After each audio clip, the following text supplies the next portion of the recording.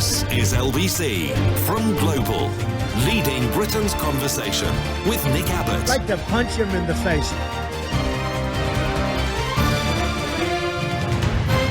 This guy is sick. There's something wrong with this guy. Did Rory Stewart on the news just say that what people want from their politicians is for them to be straight? Does he mean not stoned? I think he's fresh out of luck there. Michael Gove has confessed to taking, and not stoned like hippie Johnny. I'm straight. Get Jonathan Richman on the phone and he'll sing it to us. Rock and roll!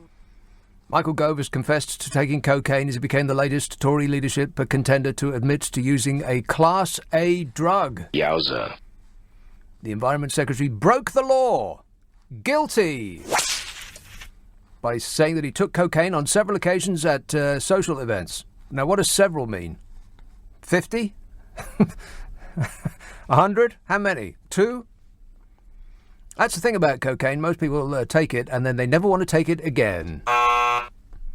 It's just not addictive. The Environment Secretary is breaking the law, or he was when he took it. Let's assume that he didn't. That he's not taking it now. But let's be clear: he didn't inhale, or he didn't like it, or it was an accident, or he was just tidying up and decided to put that pesky powder up his nose so he could dust the table. It was probably something like that. He said, "I did take drugs. It's something I deeply regret." Yeah. He wanders around with his head in his hands. Every waking moment. What have I done? He said, drugs are dangerous and it was a mistake. Yeah, like I said before, it was an accident. He tripped over and fell into it. He said, I look back and I think, I wish I hadn't done that. Why? You survived. You're doing just fine. I mean, it's the most interesting thing about him. He almost comes across as a human being now. Almost. Correct. Mr. Gove, 51. 51 years old. He made it. He said he didn't believe that past transgressions should prevent him from becoming the Prime Minister, saying that it was 20 years ago. And yes, it was a mistake. But I don't believe that past mistakes disqualify you. And that very much depends. It depends on what his position is on drugs today. I mean, if he's one of those hang 'em and flog 'em types, then yes, it does disqualify you. For arch hypocrisy. And, by the way, you'd have to be trying really hard not to take some drug at some point in your life if you've got to 51 years old in this country. You know the European Monitoring Centre for Drugs and Drug Addiction? The EMCDDA? You know them? I'll assume the answer is no. Anyway, they examined survey data from all 28 EU countries. All 28 countries in the EU.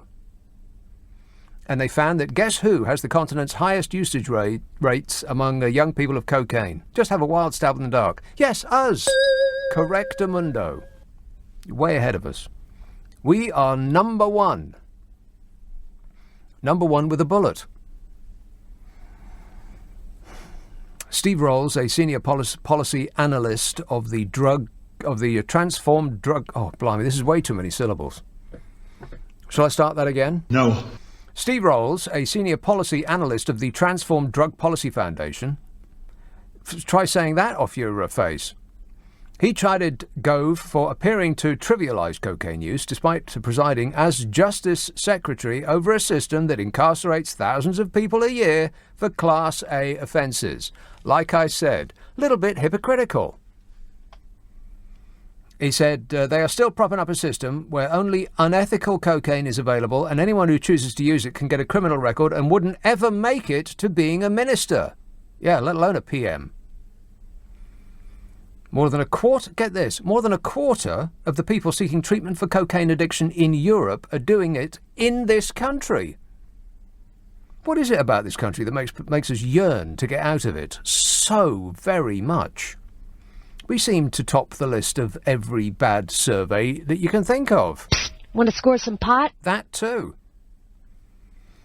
As he prepares to launch his formal leadership bid next week, his admission is likely to start a debate over whether Class A drug use should have a bearing on candidates' suitability to lead the country, says the Daily Mail, who almost have it correct. It actually should start a debate about whether there should even be such a thing as a law that tells you what you can put in your own face hole. And by the way, the reason that Michael Gove came out with all this is that there's a book coming out that blows the lid on his blow. Not confession, damage limitation. Oh, fabulous. And he's the latest of the 11 current candidates, or the 111, I've just completely lost count, who are vying to be our next unelected leader as we take back democracy, who have admitted to taking drugs. Boris Johnson admitted in an interview 11 years ago he had snorted cocaine as a 19-year-old and had smoked dope before that, before 19. What? Doing that, scientists will tell you, ruins the growing brain. So that answers a lot of questions that we have about Boris Johnson, like who wears the same hairstyle as a 50-year-old as they did a 5-year-old, for instance. Let's just start with that. Rory Stewart, the International Development Secretary, admitted smoking raw opium during a trek across Iran. Jeremy Hunt, the Foreign Secretary, admitted to drinking a cannabis lassi in India. And Dominic Raab has admitted to smoking marijuana when he was younger. Sajid Javid, the Home Secretary, who's also running for the Tory leadership, has smoked crack. No, wait, he's promised to crack down on middle-class cocaine users. Yeah, I got that bit wrong. Should have read ahead. Promised to crack down on middle-class cocaine users who are fueling violent crime by creating a market for the illegal drug, he said. So he's not smoked crack, but he might as well have done if he's still on about winning the war on drugs, because, you know, if at first you don't succeed, and if you keep failing for decades, here and everywhere else that war has ever been fought, then just keep doing the same thing over and over. That'll work. Ugh. I've had it up to here with a lot of them. And we've only just begun. Get the Carpenters on the phone. They'll sing that to us. They're not answering? Keep trying. 0345 6060 973. You can text 84850. Are these all from now? Are all these messages from the last 10 minutes? Hello? Hello? Just one second. Are all these messages from the last 10 minutes? No, they're from yesterday. They weren't. Oh, right. That's yesterday's news. OK, let's take a call. Let's hope he hasn't been on hold from yesterday. Westminster. Hello, Mark. Hello. I'm just listening to what you're saying about all the Conservatives. I say all, that's a pretty broad statement, but all the Conservatives taking drugs. Yeah. And I'd be surprised if there was a single one of them that hasn't done something untoward at some point in their lives. Well, it's like you were saying, it's the knife crime and what they call county lines and all of that. It's their drug taking is fueling that violence upon the streets in the inner cities. But I suppose that's what they call capitalism. Yeah, it's business. It's business. Oh, yeah, definitely. But on Boris Johnson, I heard one of his supporters, grant you one of his supporters on a news programme, when asked, do you think Boris will be the next Prime Minister? They said, oh yes, I think he will be, as long as he doesn't do anything within the next week or so to royally screw it up. One of his supporters. Yeah, what are the chances of that? Yeah. Wait a minute. Yeah, but I'll give you odds of 5 to 1 or 1 to 5. I've got no idea what betting odds are, but if you give me a fiver, I'll give you £100 back if you can make it to this time next week without doing something stupid. Absolutely, and this is the thing that he's keeping a low profile at the moment. But if he can't be trusted to not do anything silly within days, he can't keep his counsel for just days. Yeah. Is this really someone we want to trust with the country? Excellent point. Yes. If nobody is sure that he can even make it to the next 7 days without doing something stupid, do we really want to give control of this great country of ours to the mop top? No, is the answer. To the bozo. Yeah. He could do something to blow up the special relationship. I think Donald Trump is clearly out of his mind. If anybody's got a tape of Boris Johnson saying something that Fat Donny might take objection to, then they should definitely keep it to themselves. I think Donald Trump is clearly out of his mind. Otherwise we'll be in big trouble. All right, thanks a lot, Mark. 0345 6060 973. In other drug news, a dealer left a bag of various drugs with his name and address inside on a tram. In a Facebook post, officers poked fun after making the discovery on a metro link in Bury in Greater Manchester. Police posted a picture of the drugs recovered and issued a mock appeal to reunite the lost property with its owner. Calling Mr. Gove to the courtesy telephone. Got the police on the line. The police said inside the grey rucksack were 25 tablets, a large amount of white powder, small snap bags containing white rocks, and white powder and scales. Scales. Just go straight to jail. Do not pass go. Do not collect to £200. The owner also left a community payback card with his name and address in the bag. Well, who can honestly say they haven't done that? The post on the Trafford North Greater Manchester Police page said, police appeal to reunite lost property with its owner. A poor individual has forgotten his rucksack while travelling on the tram on the Bury line. Metrolink have located the bag and have checked for any identification inside to reunite the property with its owner. Inside, 25 tablets, a large amount of white powder, small snap bags containing white rocks, snap bags containing white powder, and scales.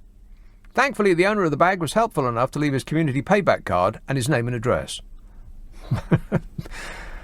Well, I don't know. I mean, maybe this isn't immediately obvious to the authorities, but maybe they'd be better off, going round to his address rather than wasting time searching for likes on social media. And it comes as police and transport officials are gearing up for a big weekend, gearing being the operative word. A big weekend of public events in Greater Manchester, the Park Life Festival. Give up your port life, get some exercise. And Noel Gallagher's playing and Muse are going to be on stage. Rock and roll! But I'm sure that drugs will still be available despite this setback in supply. Just a small blip, no need to panic. Or you could just say no. Just say no thank you. I mean, good manners don't cost nothing, do they? Be polite! 0345 6060 973, text 84850, email nick@lbc.co.uk, and if you're on Twitter, it's at LBC. This is LBC with Nick Abbott. Call 0345 6060 973. Tweet at LBC. Text 84850. I'm taking you off the air. I think you're having a breakdown. No, not a breakdown. I'm coming down. I'm on about 3 or 4 Conservative candidates a day now, man. But I can handle it. I'm just feeling a bit woozy at the moment, that's all. Talking of chemistry, the US President, Donald Trump... that still doesn't sound right. The US President, Donald Trump. Can you believe that? I'm president. Can you believe it? The US President, Donald Trump, has boasted about having automatic chemistry with the Queen during his state visit to the UK. What on earth does that mean? During an interview with Fox News, he said people had noticed how well he and the Queen had connected. Like he's the Queen whisperer. It's not just you, Donny. Everybody gets the same treatment. And when he said people had noticed, he means that he wants people to notice. You know that more than anybody. That means he's just found out. And the papers that were busting a gut. Did you notice that there were certain papers that were absolutely falling over themselves to heap praise on Donny, just to hose him down with the flattery? I think that the offshore tax-avoiding proprietors of certain newspapers had made a call to the editor saying, you're going to have to treat him as though he is God Almighty. And treat everybody that is out there on the streets booing him as though they are the scum of the earth. I've never seen such flattery. Not since Meghan arrived on the scene have I seen one individual being hosed down with so much flattery. It was just comical. Meghan's back, by the way. She's back! Meghan, Kate. That is the news. During an interview with Fox News, Donald Trump said people had noticed how well he and the Queen had connected. And they were just busting a gut, the newspapers, certain individual papers, trying to counter the demonstrations to make some right-wing suck-up point, remarking that the Queen was all smiles. Look how happy the Queen looks. She's always smiling, though, and radiant when greeting heads of state. It is literally her job. Her tiara sparkles, and her necklace sparkles, and her eyes sparkle. Doesn't matter if she's meeting the Crown Prince of Saudi Arabia, or the rider of the winner of the 3:30 at Ascot, or any one of those asses. He said the meeting with the Queen was incredible, said Donald Trump. Incredible. What, like science fiction, you mean? He says, I think I can say that I really got to know her, because I sat with her many times and we had automatic chemistry. You will understand that feeling. It's a good feeling, but she's a spectacular woman. He just fills the air with verbiage, because he knows that if he stops speaking, people will start thinking about what he said and realise that it's completely meaningless, and so he just keeps talking, perching on the edge of his seat, just babbling like an infant. It's a good feeling, and it's a huge feeling, and it's a feeling that's totally tremendous and huge. Donny said that there are those that to say they have never seen the Queen have a better time, ever. Thank goodness for Donald Trump. Otherwise, the Queen would have been, her usual glum self. You know, what with all the palaces and the castles and the horses and the soldiers and all of that folderol and her Tupperware boxes of cornflakes and what with the billions and billions of pounds in the bank. Yeah, you can imagine how dull and glum her life must be. And then in came Donny. He said there are those who have never seen the Queen have a better time, a more animated time. We had a brief period and we were talking solid straight, he said. He says, I don't even know who the other people at the table were. Well, that's the only believable part of that. I bet he had no clue who anybody else was. He said, we just had a great time together. Oh, my God. Have you ever heard anybody so desperate and needy of approval and attention? Somebody get Donny a dummy. He said she is a spectacular woman and an incredible woman, but not so hot, maybe a 3. I cherish women. With both hands. 0345 6060 973. Is this thing on? Hello? No one's remotely interested in anything I've said at the moment, which includes a wide variety of topics, including the next leader, the next unelected leader, as we take back democracy, who will answer to our unelected head of state, who was goosed, emotionally speaking, by the numpty in the White House. And there's that whole A-class drugs issue. None of this remotely interesting to anybody at all. Just me. Okay, I'll carry on. So, speaking of space cadets, maybe he was just stunned by the light shining off the Queen's jewels. Maybe he's still giddy after being allowed to sit at the big table with the grown-ups. Donald Trump has announced that the moon is part of Mars. What? He actually wrote that down and then released it to the world.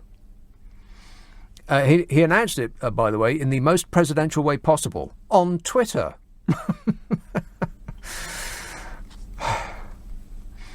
He can be more presidential than anybody, and I know that because he said it himself. I can be more presidential than anybody. In a tweet, apparently commenting on his own administration's space policy, the President of the United States of America, our leader of the free world, said, for all of the money we are spending, NASA should not be talking about going to the moon. We did that 50 years ago. He said they should be focused on much bigger things we are doing, including Mars, of which the moon is a part.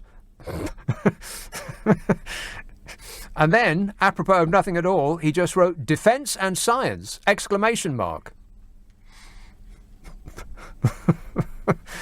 Honestly, you'd think, I know, I'm just going to put this out there. Is it actually possible that Donald Trump is not that smart? Donald Trump's declaration has shocked many space fans as they did not know that the moon is part of Mars. Well, that just makes them poorly educated. I love the poorly educated. When he finds out that Mars is 140 million miles from the moon, Donnie will probably say that he never said that, and anyone who does say that he said it is fake news. Like he said when he was over here, that people who were reporting that there were protests outside, that was fake news. No, those people didn't exist. Which will come as a surprise to the people that were protesting. You don't exist. You people are a figment of your own imagination. Just,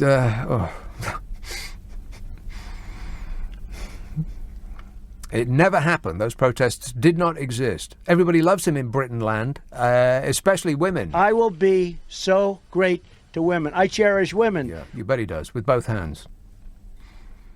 NASA did not immediately respond to a question from The Guardian asking if the moon is part of Mars. Somebody actually put that call in to NASA. If you call NASA, do they actually answer the phone? Are they in the book? Is there even such a thing as a book anymore? That's going back. It were gone when I were a lad. You used to walk into a telephone box, which is a revolutionary concept these days. You ever been into a telephone box? Disgusting. Awful. It's like being inside a urinal. If you're lucky. And there used to be a book there. Sometimes there used to be an entire book there, and you used to wind it out of its thing and look through for a telephone number. And you tell that to the kids today, and they won't believe you. NASA did not immediately respond to a question from The Guardian asking if the moon is part of Mars, because they were too busy slapping their foreheads with their palms. And Trump's announcement was doubly surprising, given that he previously said that NASA should be concentrating on going to the moon. He changes his mind like the direction of the wind, which is one thing that you should keep in mind if you think that we're going to get a huge and tremendous and fantastic trade deal with the United States of America, just because he said so. He just signed one with Mexico, and then he woke up grumpy and slapped them with 5% tariffs. And then the people in the Republican Party who just can't stand it anymore because they're going to lose a lot of money because Mexico is the third biggest trading partner of America, and they're already Donald Trump's already in a trade war with the first two. They said, "Okay, just stop," and so he rescinded. Mexico said, anything you like, Donnie," and he pretended that he won. But anyway, back to the moon. On May the 13th this year, Trump said in a tweet, "We are going back to the moon." He actually said that out. He tweeted it, of course, because that's a smart thing to do. Trust me, I'm like a smart person. He tweeted, "We are going back to the moon," on 13th of May. In March, the man appointed by the Tangerine Scream to be the NASA administrator, a guy called Jim, announced plans to send astronauts to the moon by 2024, because Fat Donnie had told him to say that. In October last year, his moon-faced deputy, Mike Pence, the vice president, said, "Our determination is to see Americans back on the moon in the very near future." And then Donnie wakes up grumpy and decides they're not going to the moon after all. Still, it could have been worse. He could have insisted they reset the sat-nav to the heart of the sun. And guess where he got that stupid idea, by the way? It's where he gets all of his stupid ideas. Fox News. The Rupert Murdoch state broadcaster and leading Trump whisperer Fox News, the channel that slathers praise on Fat Donnie in order to make him watch more of it. It's like a hypnotist's watch. Just get him to stare at it with promises of flattery, and then tell him what to do.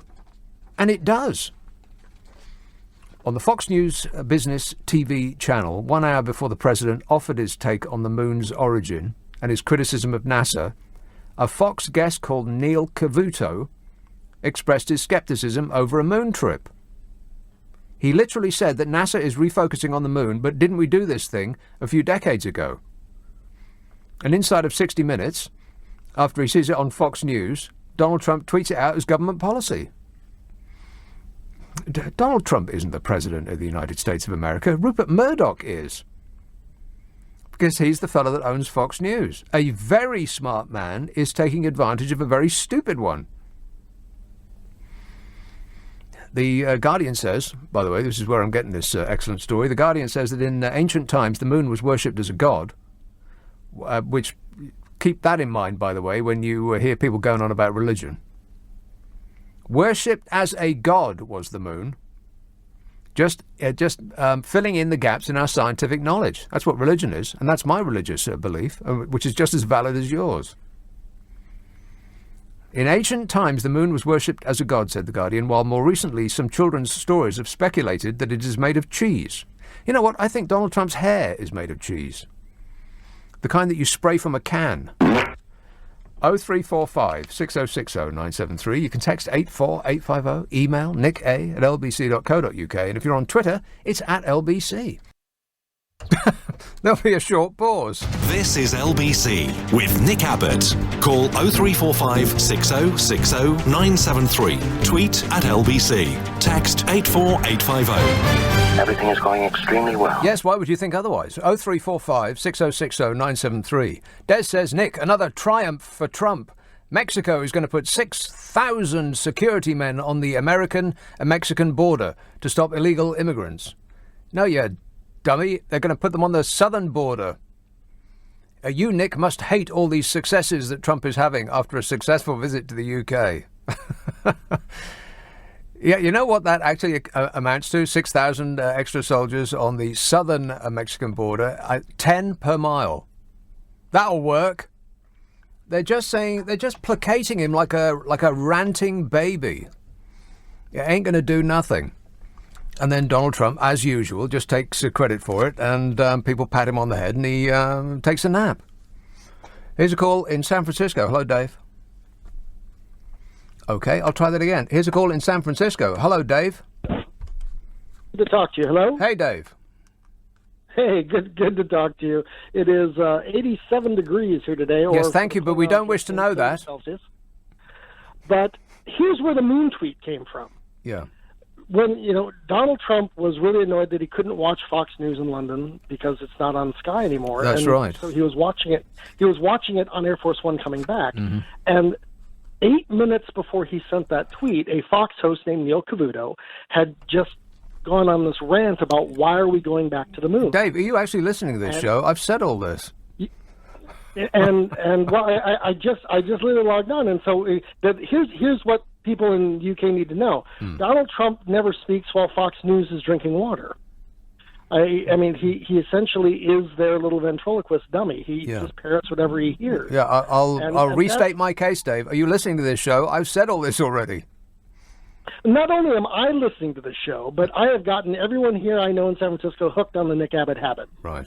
Well, I'm glad to hear it. Excellent. You are going to get random calls from a state that now has legal marijuana use, so I can't take any blame for what happened. Okay, well, anything could happen in the next 5 minutes. Want to score some pot? Now, can I just check, how long has marijuana been legal in California? 1 year. A year? Okay, and is California still there? Sort of. It's let's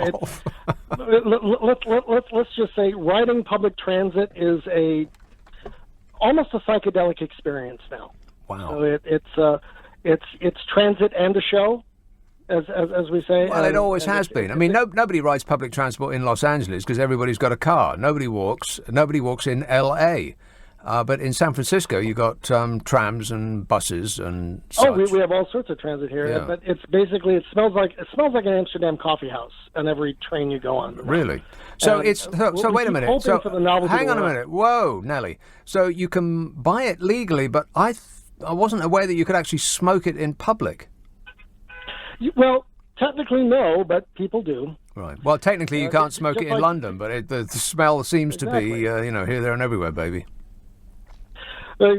Anyway, great show. You've got a lot of fans here, so be prepared for weird calls. Okay, I will. Thanks a lot, Dave. Thanks for the warning. Warning! Warning! Warning! Some weird calls may be coming our way from California.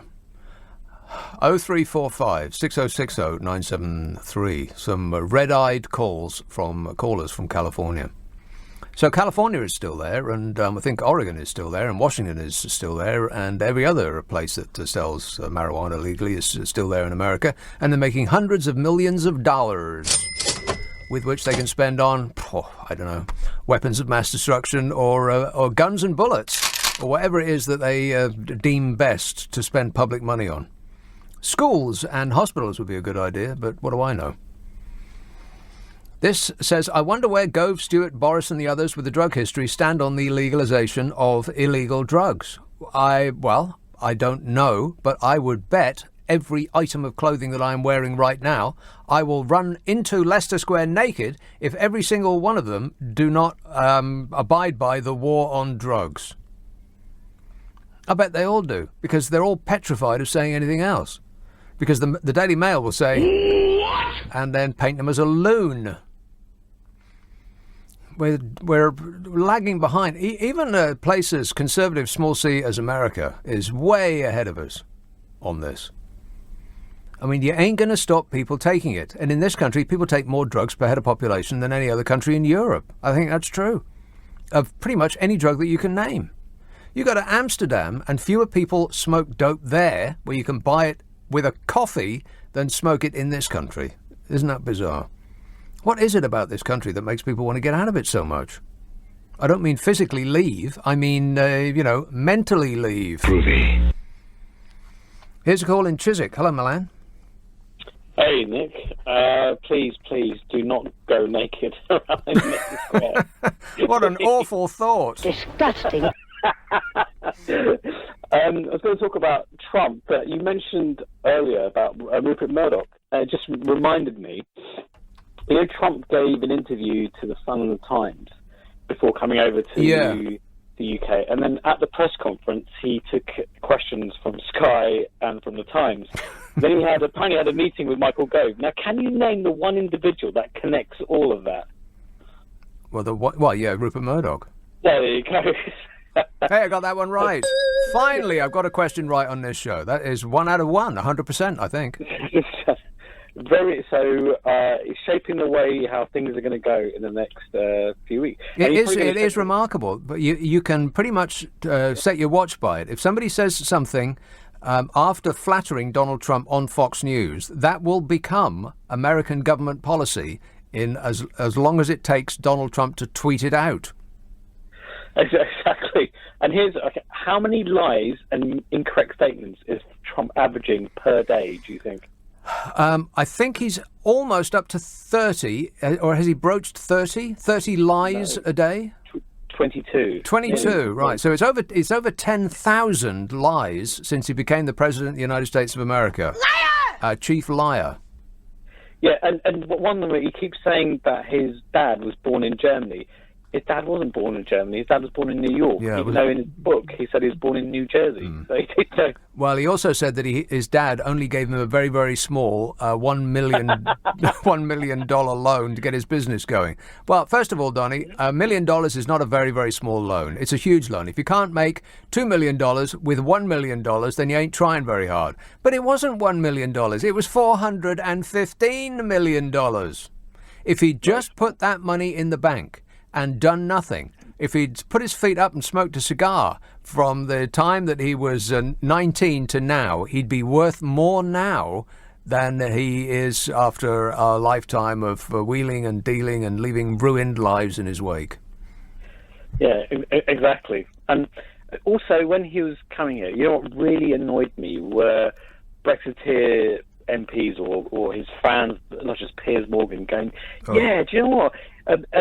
Trump wants to do a deal with us. He's desperate to do a deal. Like, of course he is, because he's desperate for us to leave on a no deal. If we leave on a no deal, we'd be desperate to do a deal with anyone, even in the Faroe Islands or something like that. So what people seem to forget, or they're just ignorant of, is that we already do a lot of trade with America at virtually no tariffs at all. America, as I think, it's either our number one or number two export market, and it's either our number one or number two import market. There's no single country that we do more trade with than America. And the average tariff is something like 2%, something like that.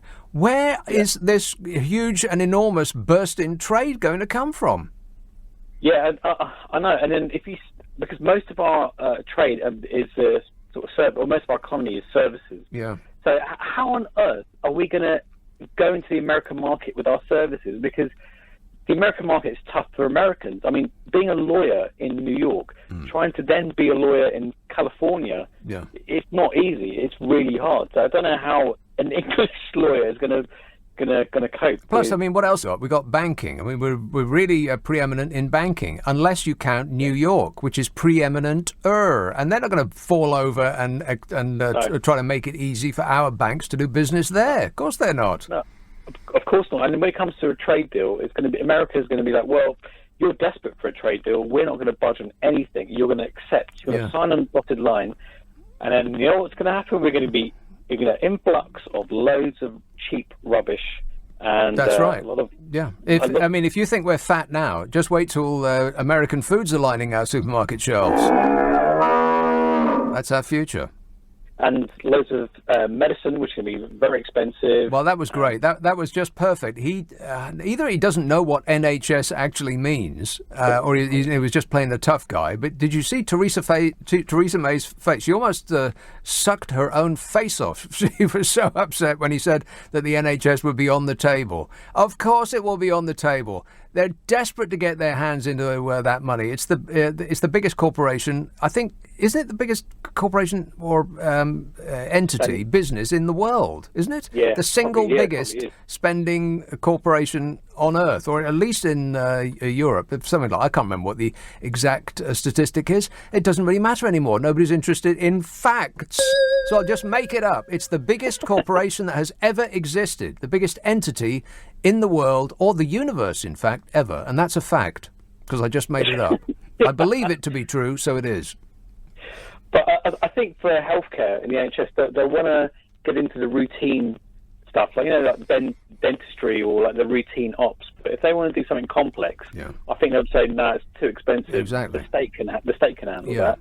But I think it's the medicine which they really want to get into, so they want to no caps on prices. It's like illegal drugs. It's a huge untapped market, and there's very few of those actually left. There's few things that there is an enormous demand for that are not being regulated and taxed by the state.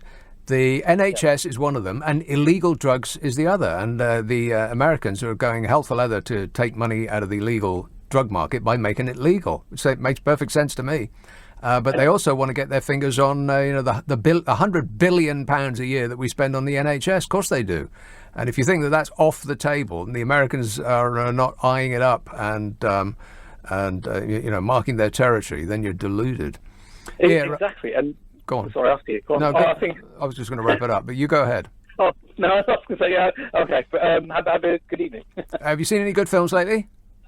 Oh, I've been watching a docu-series. I mean, moving away from films, watching documentaries, which are quite interesting. Probably some quite sad. I like documentaries. Right. Well, yeah, I like documentaries too, but sad documentaries or exciting documentaries? Oh, no. One was called When They See Us. It was about the Central Park 5 with the jogger. Awful. A terrible document. Why would you want to dip yourself in that misery? It's interesting. Well, yeah, it's interesting. Yeah, it's a bit upsetting, isn't it? It's harrowing. It's really... It's a cheap holiday in other people's misery, Milan. Why don't you watch the Antiques Roadshow? It'll make you feel nice. All right, thanks a lot, mate. 0345 6060 973. You can text 84850. Email nick@lbc.co.uk. And if you're on Twitter, it's @LBC. Now, that fellow from San Francisco did mention this, the Nick Abbot Habit, which is my podcast. If you wish to be amused and you have half an hour, then I can thoroughly recommend it. It's the best of this show. So it's the distillation of what I think are the funniest parts of this show, and some extra bits that I didn't have for time or couldn't actually say on the air. It's 30 minutes long. It comes out every week. It's called the Nick Abbot Habit. If you've got our app, the Global Player app, then you'll find it on there. Scroll down to Global Original Podcasts, and then way over to the right, you'll see my ugly fat face. Keep scrolling, because that's the podcast of this whole show. If you want the distilled 30-minute version with concentrated funniness, then click on the Nick Abbot habit. If you don't do that kind of thing by apps, then point your pewter at it. It's on an internet near you. Ask for it by name. The Nick Abbot habit. Nick Abbot on LBC. Call 0345 6060 973. This is absolute tosh. Dave says, what's your problem with President Trump? Ugh, another one of these suck-up fans. He says his ratings are rocketing, and his 2020 second-term elections are predicted to be a landslide, and the US economy is booming. In other words, he is a success, says Dave, who gets all of his news from Donald Trump's Twitter feeds.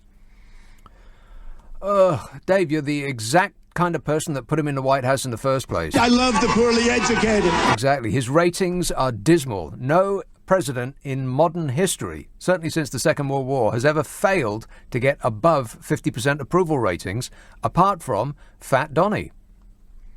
And the economy is also in the toilet. The US Federal Reserve may be forced into emergency rate cuts as soon as this month, after shockingly weak job figures set off recession tremors throughout the US bond markets and triggered a worldwide flight to safety. This is the usually supportive Daily Telegraph. Money people said the US non-farm payrolls report for May fell far short of expectations, while the figures for both April and March were downgraded sharply. The combined effect of fading fiscal stimulus in the US and escalating trade wars everywhere, increasingly visible in wilting world trade traffic, have finally caught up with America's fortress economy.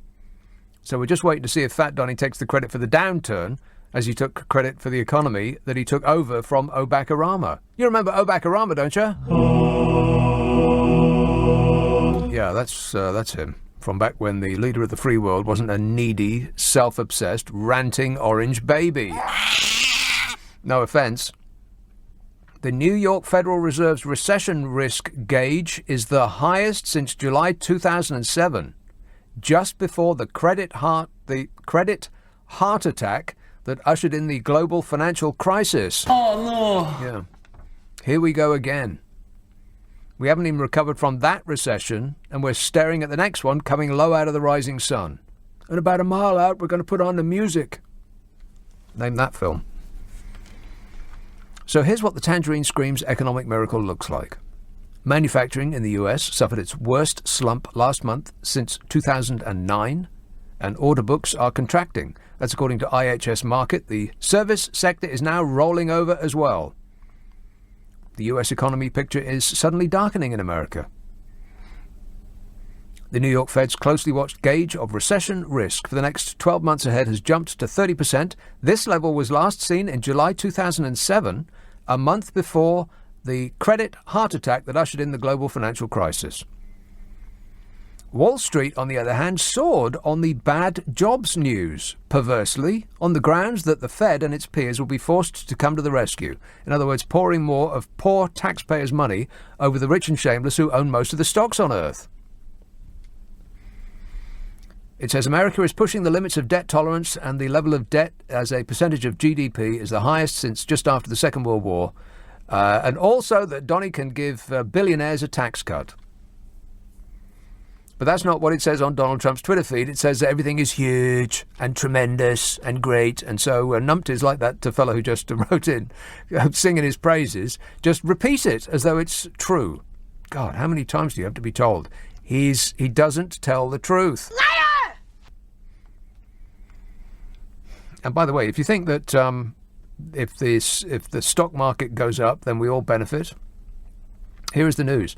Hedge funds own about 3% of the stock market, business holdings 4%, pensions and government retirement funds 12%, mutual funds 23%, households, by far the biggest, 34%.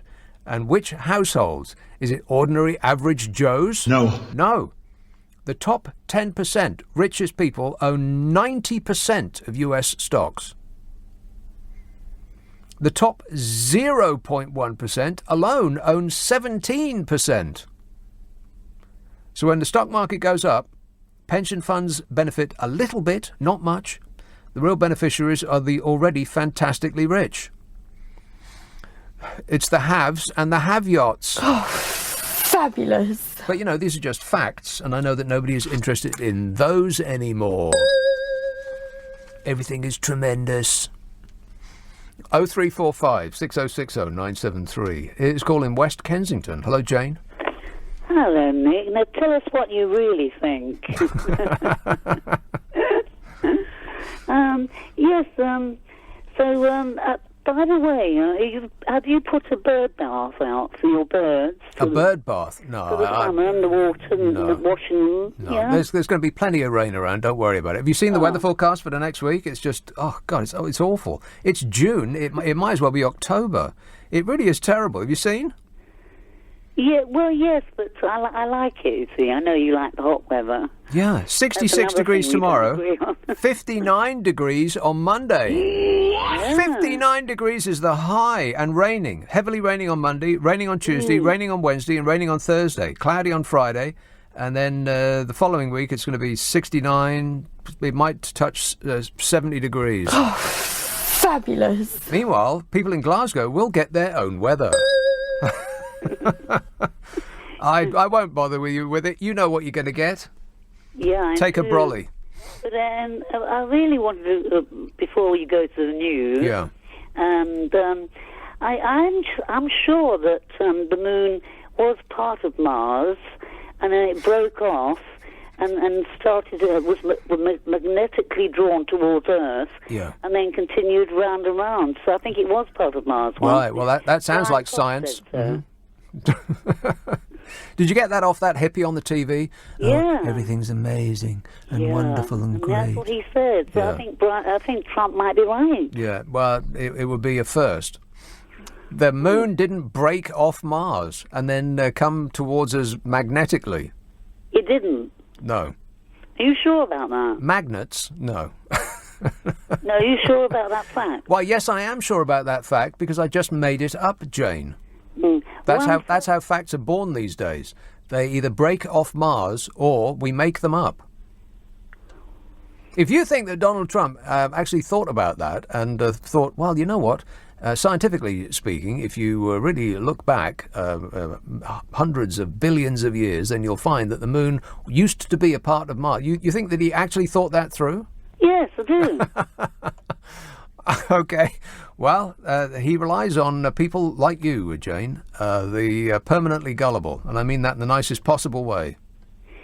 Melania Trump. Yeah. What about her? What do you think about her? What do I think about Melania? I think she's probably suffered plenty enough. What do you think, Melania? I don't care. Yeah, beyond caring. She comes across as rather insignificant, I find, when she's standing there. You know what I mean? She doesn't... Do you know what I mean? Well, at least she's pleasanter on the eye than her vast orange husband.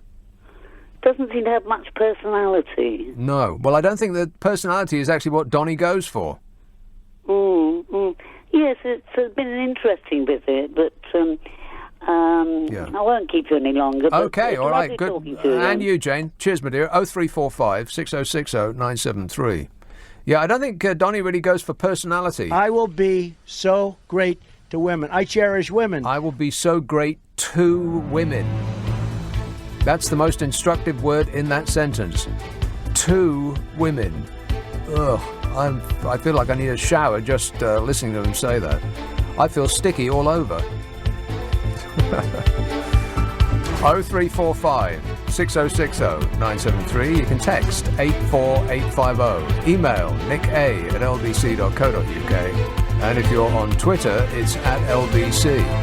I think it's just possible that Donald Trump is not a nice person. Donald Trump is a very nice person. Well, I got that wrong.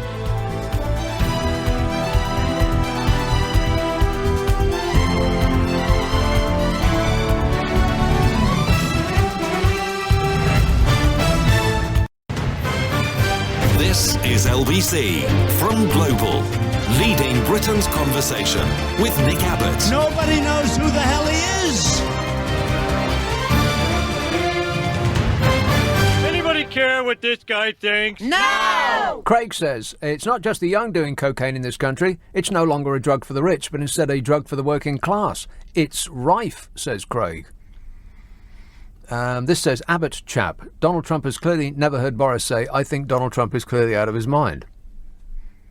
And you know something? It will never be brought to his attention. Well, I certainly hope not. Otherwise, our special relationship is in the dumps. I think Donald Trump is clearly out of his mind. Yeah, if anybody's got a tape of Boris Johnson saying that, then they should definitely not bring Donald Trump's attention to it. I think Donald Trump is clearly out of his mind. Otherwise, he might not love him so much. Oh, can you imagine if those two got together? It would be excruciating. Touch, feel, that's what I do. Yeah, get a room. 0345 6060 973. Let's have Oldham. Hello, Angela. Hello. Good show, by the way. Thanks, Angela. I'd like to say, why is Michael Gove coming out now saying he took drugs 20-odd years ago? Because there's about to be a book released that says that Michael Gove took drugs 20-odd years ago. Or he might just trying to make himself more interesting. No, it's about managing bad publicity. So he's trying to get in ahead of people reading about it. Well, there's not much to choose from between those lot that's vying for the leadership, is there? No, there's the one that took opium, there's the one that smoked dope, there's the one that took cocaine. Am I missing anybody out? Yeah, the constituency of Sam Gemer. And by the way, I don't want to cast aspersions, but wouldn't it be surprising if a person took cocaine and didn't smoke marijuana? Because it's usually the other way around. A person smokes marijuana first, a person takes tobacco first, then alcohol, then marijuana, then cocaine. That's usually the way it would go, right? To jump straight in at cocaine seems a little bit odd to me. Do you have anything else you'd like to tell us, Mike? Mike? Yeah. Ah, yes. No, I was just saying, Sam Gemer, his constituents call him Silent Sam because he's never there and he's never at his surgery. Really? Yes, they do. They call him Silent Sam. Silent Sam? Yes. Does anybody even know what he sounds like? Could you pick him out of a lineup? Easily. Oh, really? Yes. It's the quiet one. You're doing better than me. Yeah, but just pick the one that isn't speaking, like ever. Right. That's the one. Okay. Yeah. All right. Thanks a lot, Angela. 0345 6060 973. Was she finished? I think so. Carl says, who knew that running through fields of wheat is a euphemism for something much worse? Just saying. What does that mean?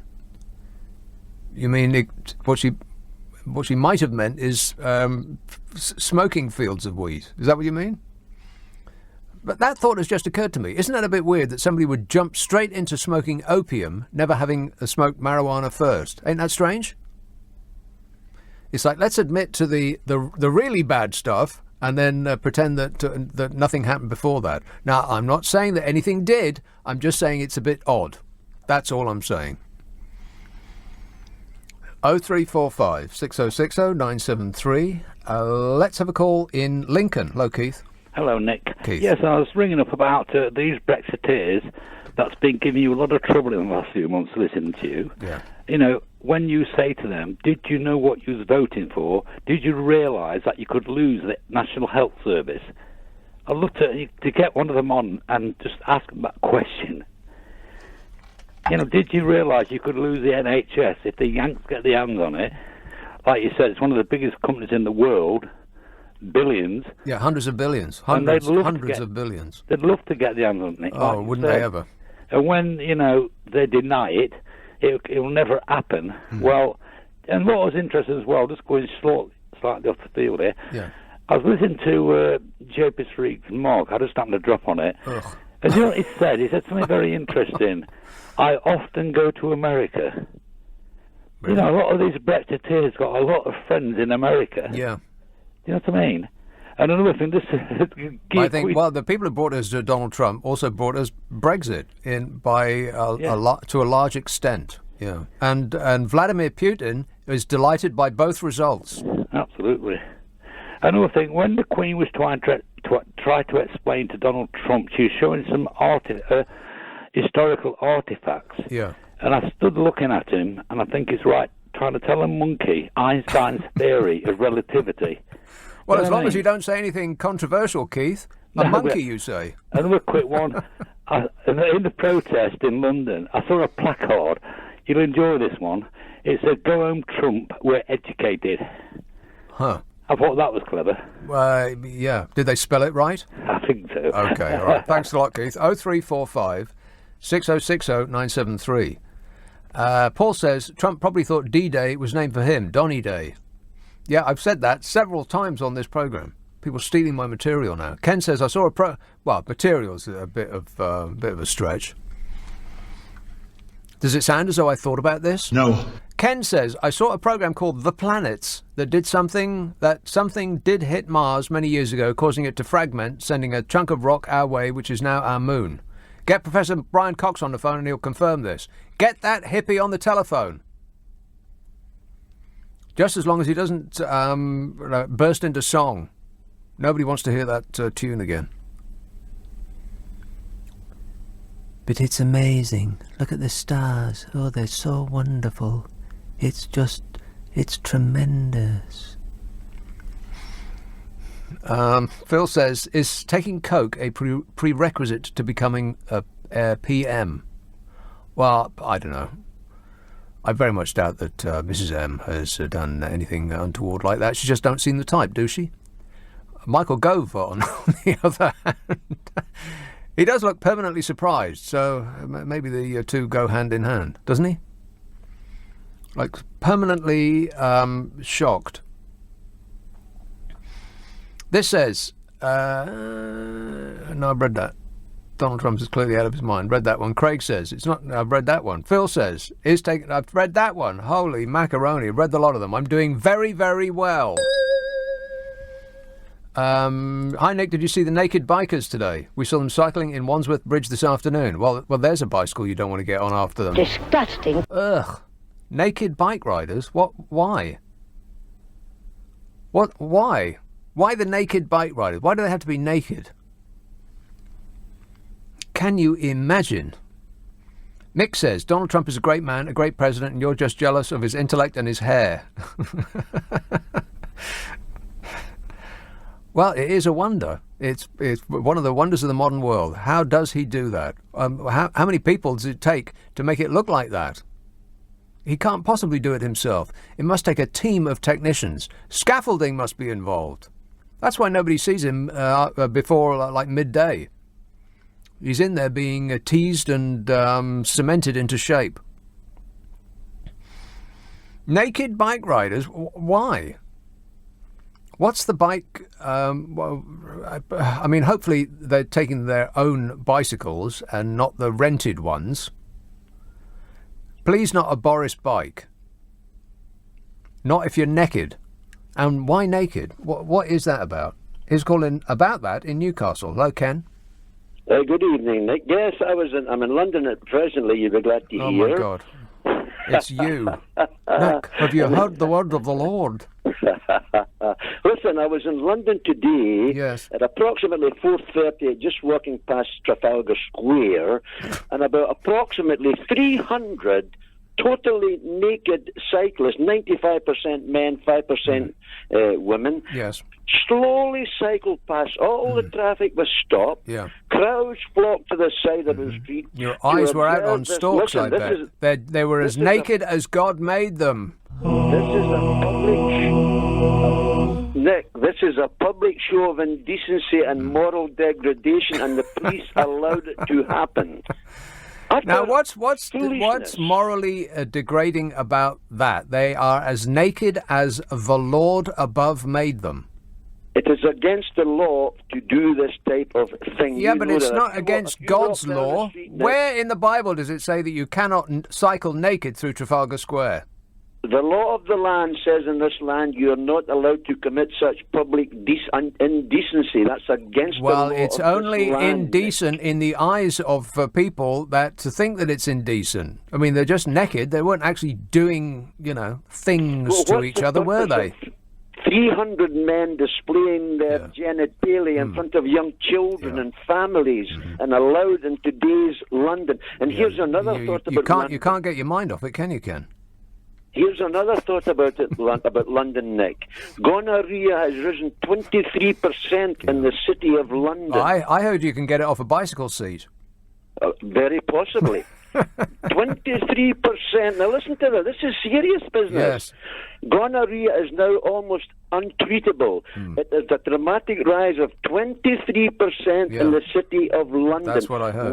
Listen to this, Mick. This was in the London Evening Standard on Thursday. I read it here in London. Yeah. 1 million people per day are contracting sexually transmitted disease. 1 million. Not in this country. Not in this country. Worldwide. Well, worldwide. Yeah.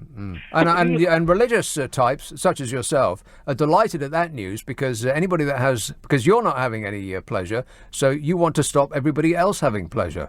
I bet you're rubbing your hands with glee.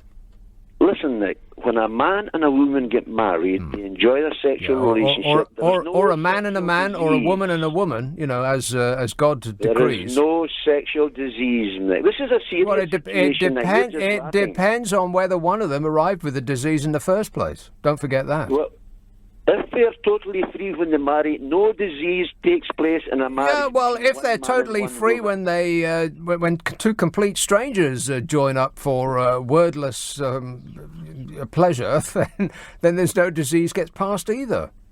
Well, I would be marriage ain't got nothing to do with it.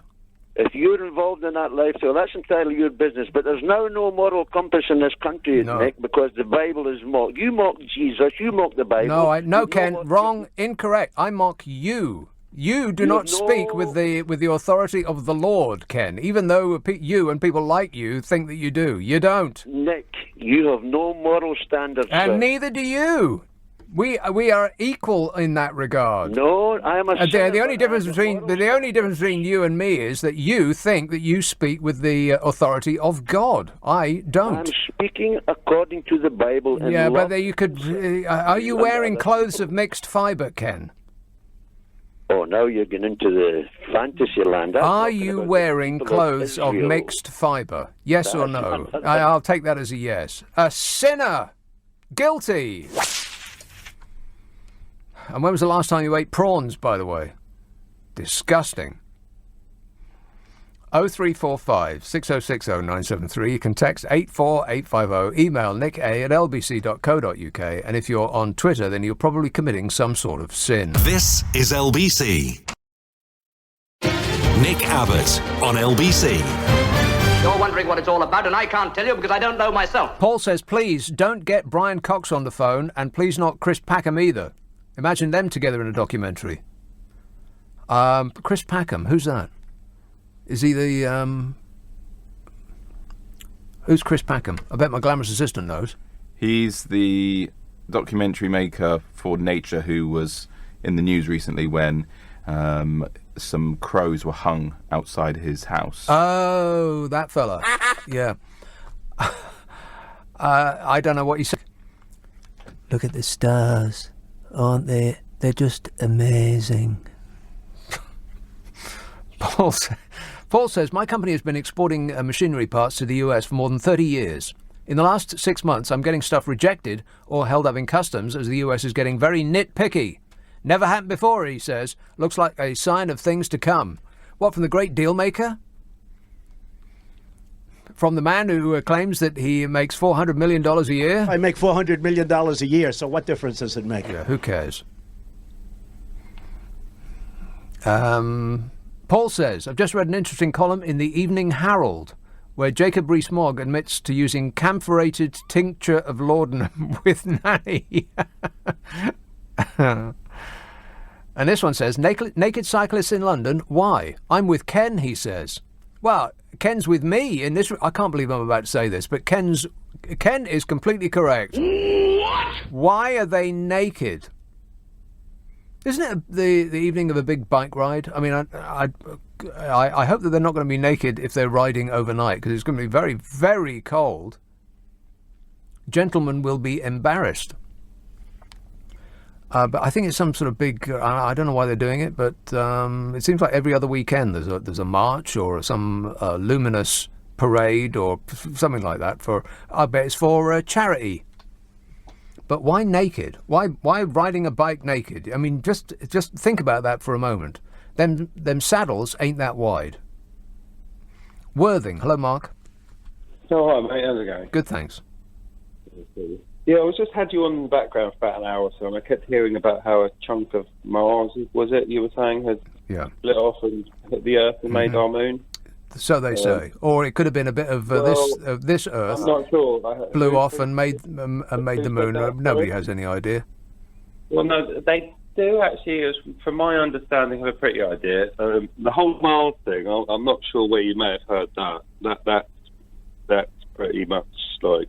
Well, somebody said that hippie off the telly said so. But if you think of it, how could a chunk of the moon jump off? Like, it'd have to be a big chunk of itself. No, it was presumably it was blasted off by being struck by a meteorite of some sort. The current, my understanding of it, the current latest theory on it is that the celestial body, unknown, like some sort of super gigantic meteorite-esque kind of thing, hit the Earth, not quite big enough to destroy it, possibly not the planet, smashed off a huge chunk of it, and rather than, say, form the rings like around Saturn, it coalesced. Coalesced is the exact right word. That's what I was thinking of. Yeah, it coalesced into a moon, and it has been there's a moon in the sky, and it's called the moon. Yeah, and that's why get the B-52s on the phone, and they'll sing that to us. Rock and roll. And that's why the moon has the similar composition of rocks to the Earth. Yeah, you don't know that. That could be part of the moon landing conspiracy, and that's why the rocks are the same as the Earth, because they obviously use because they just got them from the Earth. They just picked up what was underneath their feet outside of the studio in Texas and said, "Hey, there you go, bit of moon rock for you." I think there was a couple of countries that given moon rocks, and they were found to be fake, weren't they? That's a different subject, though. Yeah, interesting. Yeah. Well, not really. By interesting, you mean really, really dull. DULL boring. Yeah. I think it's very interesting. Okay, all right. Well, we're straying into science and facts here, Mark, and nobody's remotely interested in those anymore. Affirmative. Yeah, we'd rather just make stuff up. It's about how you feel. If you feel that the moon is in the sky and it was put there by God, then it was, and that's a fact. Thanks a lot, Mark. 0345 6060 973. I thought that the moon was a bit of the Earth that had been blown off by an asteroid that hit us. That's what that was my understanding. And by understanding, I just read it somewhere. I'm the kind of dope that believes the last thing I read. Can I be the President of the United States of America? No. Damn it. But the job pays so well. 0345 6060 973. Streatham. Hello, Matt. Good evening. How are you doing, Nick? Good, thanks.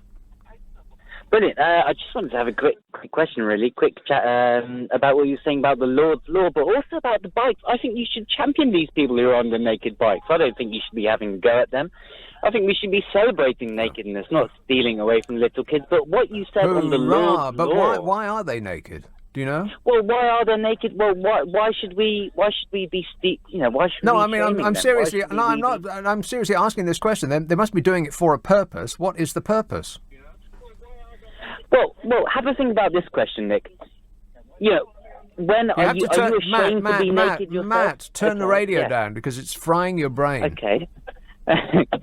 Okay. Well, let me ask you this. Yes, ask me this right now. Nick, how often are you naked in public, and do you enjoy it? Never and no. Never and no, and the reason for that is because we don't celebrate nakedness in public, do we? No, the reason for that, Matt, is because it's cold outside. well, as you say.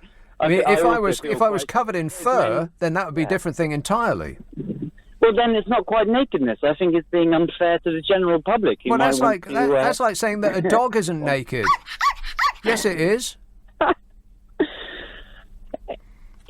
Most dogs in public are in the naughty naked nude. Disgusting. Isn't that awful?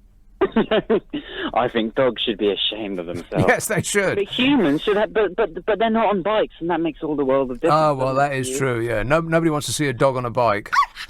Unless they're at the circus. LBC and your general stance on religion. Yeah, my whole do we thing. Have one? Do we have one what? Do you? I mean, you had a caller earlier, and he was asking questions about the Lord's law. Have you heard the word of the Lord, Nick? That guy. Yes, I have. Yeah, that's the one. And how you want to hear what my religious opinion is? On the Lord's law and the strength of the Bible? Yes, I'd love to know. Right. Well, my religious belief is that religion is something that was invented by man to fill in the gaps in our scientific knowledge. Well, I'm going to raise a glass to you right now, and hopefully we'll hear you 30 seconds later on live. Right. Congratulations. Okay, thanks a lot, Matt. I'll see you at the bar. Mine's a large one, unless it's cold outside. This says, that was a blinder that you served with Ken. Thoroughly enjoyed the discussion, but unsure about the comment regarding mixed fibres. Well, it's against the law. It's against God's law. In fact, I have detailed files about what's against God's law. Well, 1 minute, please. Check.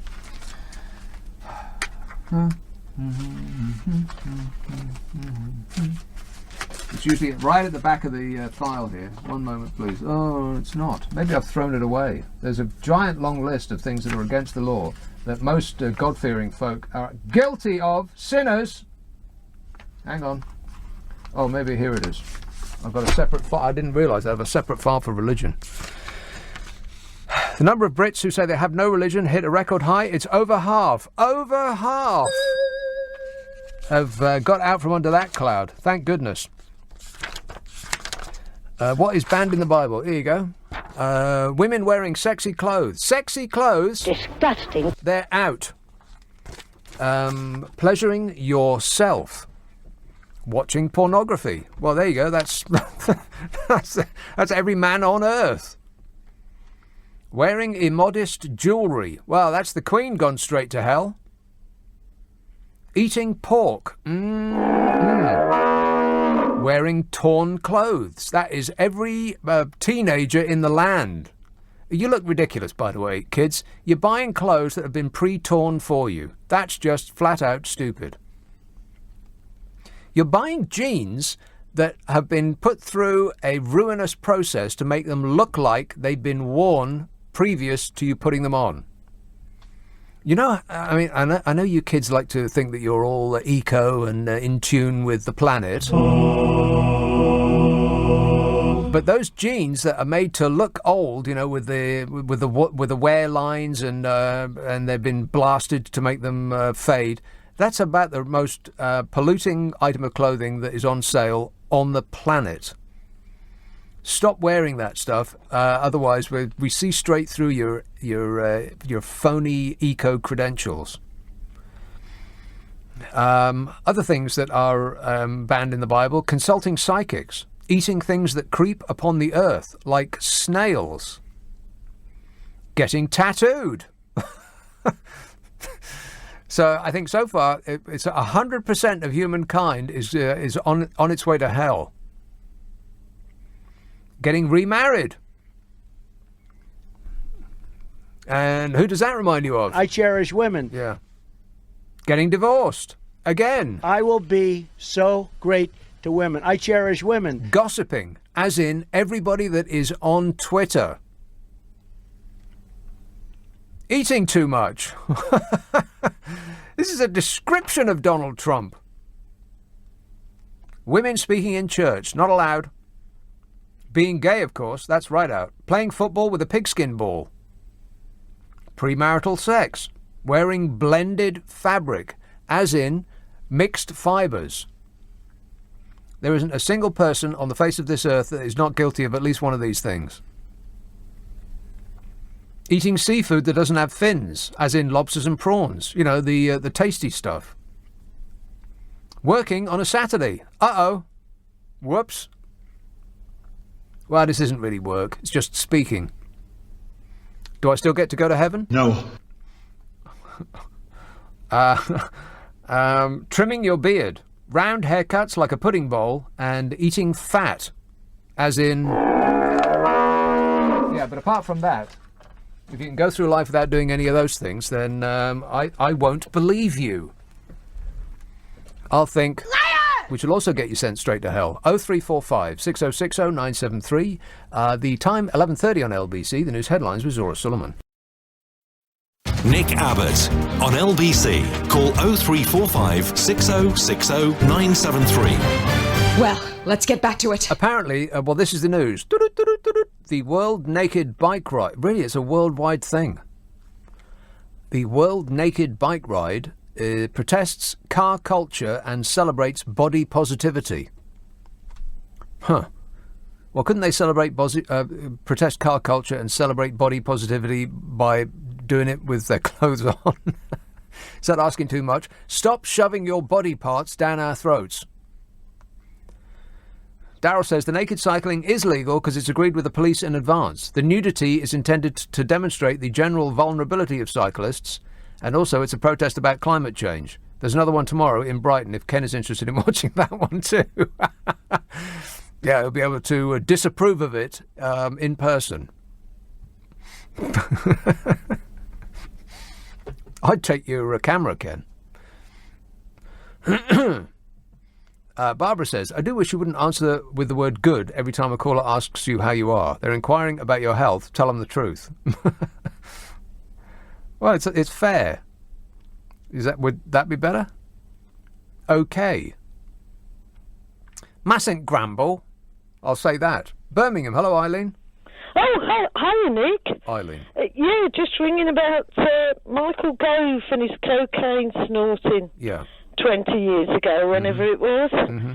Does anybody really care? Yeah, a lot of people care. Blimey. Well, the reason that a lot of people care is that he is representing a government that puts a lot of people in prison for doing the exact same thing that he's just admitted to. Yeah, but surely what we really care about, Nick, is that we've got this hideous, monstrous little gargoyle that might become PM. I mean, surely that's what we're focusing on, isn't it? Gargoyle? They are grotesque, all of them. Oh, God. Oh, Nick. Can anybody bear it, really? How many is it now? 12, 14? Gone down to 12. Eileen, back off the phone a couple of feet. It sounds like you've got the phone in your mouth. Oh, these things should come with instructions. Yeah, a couple of feet away would be good. Oh, sorry. That's all right. I'm very loud and dramatic. Yeah, you are. Gargoyle, you say? Well, as long as you don't say anything controversial. All right, thanks a lot, Eileen. 0345 6060 973. Yes, it's pertinent, and yes, it's shameful. And it's not shameful that he took cocaine. The shameful part is that he is part of the system that puts people in jail for taking cocaine. Let's have, who's been waiting the longest? Southend. Hello, Chris. Good evening, Nicholas. I was going to say, oh God, I mean, this Tory leadership debate, it's turning into The Apprentice now in a way, really, isn't it? Because you got, there's only about 3 more, and then it'll be 15, won't it? And that's exactly the same number that's in the, was it 15 in The Apprentice or 12? Well, I've never watched that stupid You're Fired show. Why would anybody waste their time watching that stupid You're Fired show? Because it's entertaining, that's why, Nick. But yeah, I think it's going to turn out. I think perhaps we should. He is a lord now. He is Lord Sugar. So perhaps he should be the one that whittles them down and says, right, you're fired at the end, or you're hired to the man or woman that's successful. Yeah, well, why don't we just skip the middleman and go straight to Donny, because he wants to be running this country. He has already stuck his oar in about who should be the leader of this country. Yeah, but come on. But Barack Obama stuck his oar in a little. No, he didn't. No, he did not. Barack Obama never told us who we should have as our leader. Well, he didn't tell us who we should have, but he did say that we'd be at the back of the queue for a trade deal. Because he was asked to say it by David Cameron. I think this is nonsense. Well, I'll tell you what, David Miller was on earlier, and he was damn right about David Cameron. God, he was useless, that bloke. He was dreadful. And well, it's like if we ever need you, David, we know where to find you. You'll be in the shed where they keep the tools.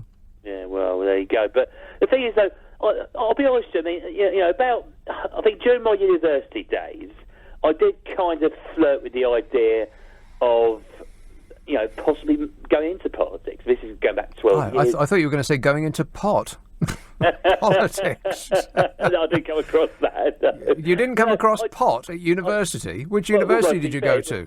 well, Tory front runners are into pot, so perhaps it would have hurt my chance to get into politics. You never came across pot at university. Which one did you go to? No, I never came across pot. I'm just saying. Answer the question. Which university did you go to?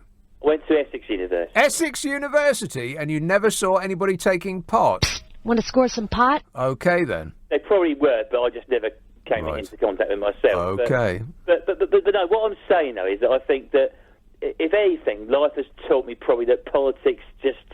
it's just something you should avoid a barge pole, because the problem is, you see, is I just do generally think that the system we've got just simply isn't fit for purpose anymore. I mean... Well, which system? Which one are you talking about? Our unelected leader answers to an unelected head of state, and we have an unelected second chamber, the biggest in the world outside China. Is that the democratic system that you're talking about?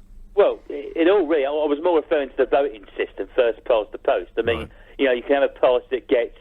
I mean, look at the SNP. They got something like 1.6 million votes, and yet they got all those seats in Parliament, whereas UKIP, as much as I don't like them, but they got 4.5 million votes. They won Member of Parliament all those years ago. And to me, I just think that really, all those years ago when Nick Clegg had that vote on, it was the alternative vote versus the system we've got now. Mm-hmm. The alternative vote, to me, wasn't a good alternative vote. It should have been between what we've got now and proportional representation. And I think, personally, if proportional representation didn't win, it certainly would have come a lot closer than the vote we had. Right, it would have come second, as in lost. Well, but maybe if you didn't get the result that you liked first time round, you should have a second referendum. We should have a second referendum. How does that sound?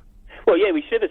Well, bear in mind, we might have a second EU referendum. Why not have a second referendum on the voting system? And I'll tell you what, lots more people would want it changed now, especially after what they know. I bet people couldn't be bothered to get up off their sofas to go down to the polling station. That seems to be the lesson that we've learned over and over again. Doesn't matter how much publicity it gets, doesn't matter how many people keep talking about it year after year after year. The one thing that we've learned is that people just can't be bothered to vote.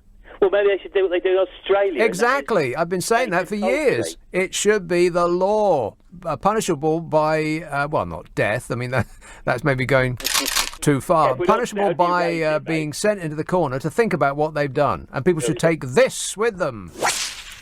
Well, Kev, we're not Saudi Arabia, but... No, exactly. I want to talk about Saudi Arabia in a minute. But the problem is, you see, you've got... there's probably on more category to MPs, but you've got three main types of MPs. The ones who see it as a kind of next step on the career ladder, the kind of ones who see it as a rite of passage. You've got the kind of social justice warriors, which are kind of obsessed with identity politics all the time. Well, and social justice warriors, as in people who want to spread the wealth around so that it is not so much concentrated in the hands of the 0.01%. Are those the people you're talking about? Well, look. People who want to spread the wealth around, they're the ones who I support. I'm all about the people more that get obsessed with identity politics. But the third group of people I was saying, and these are the ones who probably you and I don't like, are the business spivs, as I call them, the ones who believe in trickle-down economics, the ones who think that low tax is low regulation. Yeah, like George W. Absolutely. Yeah, trickle-down economics. There's no such thing as trickle-down economics. The poor, impoverished 99% of the world are still waiting with upturned, expectant faces for all that wealth to trickle down all over them. Hasn't happened yet.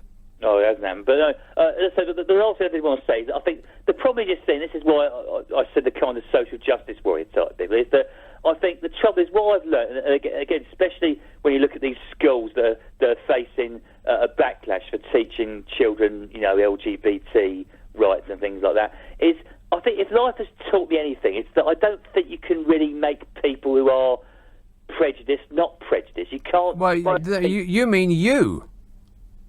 What do you mean me? Life has taught you that. Well, what does that mean? Sorry? Life has taught you that. By what method has life taught you that? Well, what I mean is I was one of those people who try and change people's opinions. But what I'm saying is, if you look at all the kind of things... That's a really defeatist thing to say, Chris. Education doesn't change people's attitudes. Yes, it does. Well, it can do, but it takes a long, long time. Well, then let's start now. Yeah, but my attitude... It's difficult, so we should forget it. Is that your opinion? No, you're misunderstanding. My argument, Nick, is that I think things have to evolve that way. They can't... Chris, sometimes things do evolve, and sometimes they happen in an instant, and nobody can tell what is going to happen in the next 5 minutes. One day, people are screaming about anybody with ginger hair is a witch. And then the next day, guess what?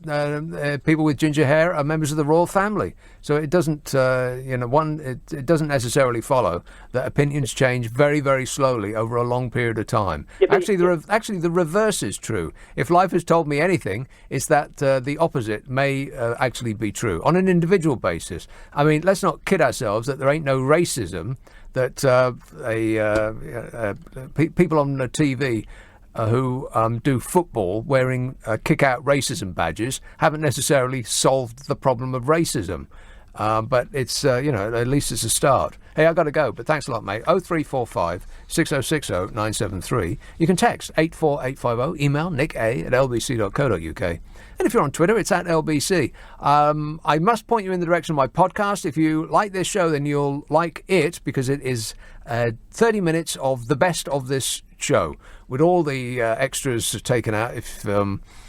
If you've got Global Player, which is the app, download it from your app store. It's got all sorts of things on there. All of the stations that Global does, Classic FM and Heart and Capital and all the rest of them, and LBC as well. You can listen back to shows that have been put out on all of those stations. And we also do loads of podcasts as well.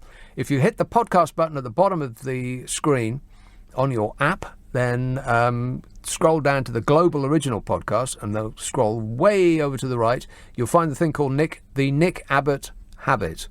It comes out every week. It's about half an hour long, and it is chock-a-block with amusement. I think you'll love it. If you don't do apps, then point your pewter at it. It's called the Nick Abbot Habit. Leading Britain's conversation. LBC with Nick Abbott. Don't touch me, or I'll kill you. That's what the Queen said.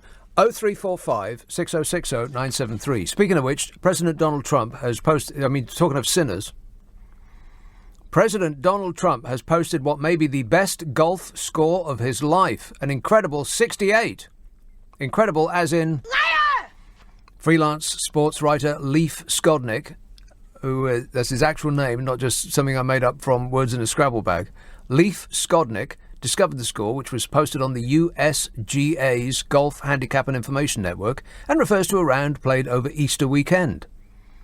According to CNN, as in fake news, Donald Trump played at his courses in Palm Beach, Florida and Virginia around that time, so not too busy being the leader of the free world then. No. Or too busy watching Fox News to see positive stories about himself. Negative. Managed to squeeze in another game of golf. I am stunned. According to golf.com, Donald Trump has never submitted a score in the 60s. His next best posted score was a 70 from 2013. Trump's recorded only a few scores since taking office, despite playing well over 100 rounds. 100 rounds. According to TrumpGolfCount.com, he's played 175 rounds of golf since taking office. What? 175 rounds. And you know what it costs the American taxpayer every time he goes to take a round of golf? $3.4 million. $3.4 million per round of golf. That's according to the Government Accountability Office. If you want to add it up, maths fans, that's $595 million for his golf habit. Hell, it would be cheaper if he had a cocaine habit. You poor people of America, your phony con artist of a president has spent almost $600 million of your dollars playing games since you voted for him. Are you beginning to feel like you've been had yet? No. No. Not even after all that. I love the poorly educated. Yeah. They just keep giving and giving, don't they? Donald Trump's score is apparently particularly remarkable for an amateur. In his condition. Considering the difficulty of the course, which had a 75.3 rating. Now, I have no idea what that means. So, fortunately, I've got a comparison. Long Island's Beth Page Black course, which hosted the PGA Championship, has a 77.5 rating. So very, very close to this course that Donald Trump allegedly posted 68. Freelance sports writer Leif Skodnick wrote, "This might be the best round of golf by a head of state since Kim Jong-il's 38 under par performance with 5 holes in one at the Pyongyang golf course."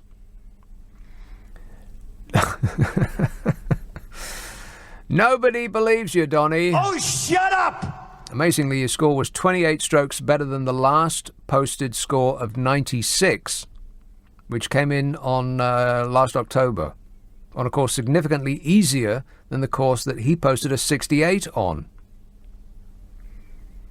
In other news, Rick Riley, a former Sports Illustrated columnist who once played around with Trump, said that the president lied about his score, took unwarranted mulligans or do-overs, and even credited himself for others' shots.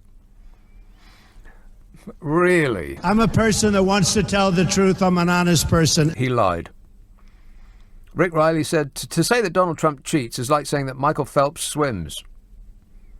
That's what Riley wrote in his book, Commander-in-Cheat, How Golf Explains Trump.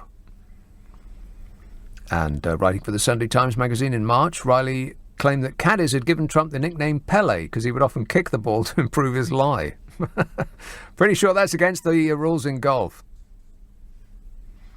Even the LPGA Tour golfer Suzanne Pedersen, who's a friend of Donald Trump's, told a Norwegian newspaper that the president cheats like hell. Fat Donny cheats at golf. And, you know, his hands are huge and he's a stable genius and a very smart person. He cheats at a game. What does that make Donald Trump? Donald Trump is not a nice person. I wouldn't think so, no. Paul says, I believe that naked bike ride was sponsored by Vaseline. Really? I thought it was sponsored by wet wipes. Steve said, what's next with this drug thing? Theresa May actually admitted that the field that she ran through was a cocoa plantation in Colombia. And the very cross farmer was actually Pablo Escobar. Don't cross Pablo. Nina says, each time your producer man speaks with his deep, sexy voice, I experience serious palpitations and become all of a flutter. Can you please provide a warning before inviting him to speak so I can compose myself? Is he likely to join the Naked Bike Riders? Thank you, says Nina. This says, Gove is not a gargoyle because he doesn't eject rainwater from his mouth. That's a fact for you. Well, you don't know that. You don't know that that's true. And Simon says, I've broken 13 of those things banned by religion while listening to you. Disgusting. Dylan says, I once drank Calpol straight from the bottle. Can I be the Prime Minister? Finally, someone we can trust. As long as you're not operating heavy machinery, Dylan. Sure, why not? Have a bash at it. It couldn't be any worse than the present incumbent. Poor Mrs. M. Bet she can't wait to kick off her clown shoes and put her feet up. Relax, Teresa, you deserve it. Houghton Regis. I don't believe I've ever taken a call from there, wherever that is. Yvonne. Yeah. Hi, Nick. Yvonne. Just want to put you right about eating prawns and pork and all that. Yeah. That was for the Old Testament. That was mainly for the Jewish people. And the clothing. No, wait a minute. We're not only picking which bits of the Bible we like, we're picking which book we like as well. Yeah. So now the New Testament says we can eat anything we like. Right. But the Old Testament was the law for the Jewish people. Right. That they weren't allowed to eat all these things like pork and prawns. Yeah. They were unclean. Right. Whatever. Yeah. Yeah, come on. You must know that. No, I don't care. I really don't care, Yvonne. I mean, people pick and choose which bits of the Bible they like, depending on what point they're depending on what point they're trying to prove. And now we're picking which book we want. Yeah. Right. You got the old and you got the new. In the new, you can eat what you like. In the Old Testament, it was for the Jewish people. Right. Well, I can't wait to read the new one, which will bring everything up to the modern world, when you'll be required to be not only tattooed but pierced in several interesting places. Yeah, well, you're not allowed to be tattooed in the Old Testament. I know that. I said that. Okay, don't be nasty. It's said in the, are you kidding me? The Bible is absolutely chock full of people being nasty to each other. No, but you must know that in the Old Testament... No, I don't must know nothing at all. I don't care. So New Testament, everything's done away with, and you can eat what you like. You can do anything you want. Well, as long as you're riding a bicycle while you do it, yeah. Come on. Okay. Thanks. I thought I'd enlighten you. Okay, thanks a lot. Thanks a lot for the education. We don't need no educating. We don't need no thought control. Rock and roll! Speaking of golf, by the way, have I got time to fit this in? No, I don't. Because Donald Trump spent a lot of time and a lot of effort advertising his failing golf club in Ireland. Did you read about this? Another one of his tremendous failing businesses. Has there been a single business that he's actually been successful with? I make $400 million a year, so what difference does it make? Yeah, I don't know where you got that figure from. I think you probably just made it up. He's also designing the new warships that America is going to be commissioning. Did you read about that? Is there anything this man does not know about? I know a lot about wind. I know a lot about wind. Yeah, well, that comes from eating fried food out of a bucket, Donny. But apart from that... Steve says, I have no objection to people naked bike riding, but I'm a bit concerned now because I'm buying a bike on eBay. Don't do it, Steve. You don't want to buy a second-hand bike unless you can prove where it's been and who's been sitting on it and in what condition they were when they were doing it. I'd try walking. Better, safer. So I want to talk about this, and it's not a happy story, but I want to talk about Saudi Arabia as well, because somebody brought that up a little while ago. And Michel Barnier has been talking about our negotiations. No. No, not no. Oh, no. Oh, no. Exactly. Michel Barnier. So I'll get to that as well, and plenty else besides. 0345 6060 973. You can text 84850. Email nick@lbc.co.uk. And if you're on Twitter, it's @LBC. This is LBC from Global, leading Britain's conversation with Nick Abbot. Yes, hello. I've been waiting for you. Hello. I really like you. Do you like me? So there was Boris Johnson. Was he sounding a little bit prime ministerial? No. God, he's really busting a gut, isn't he? And you'd be fooled by that if you had never heard of Boris Johnson.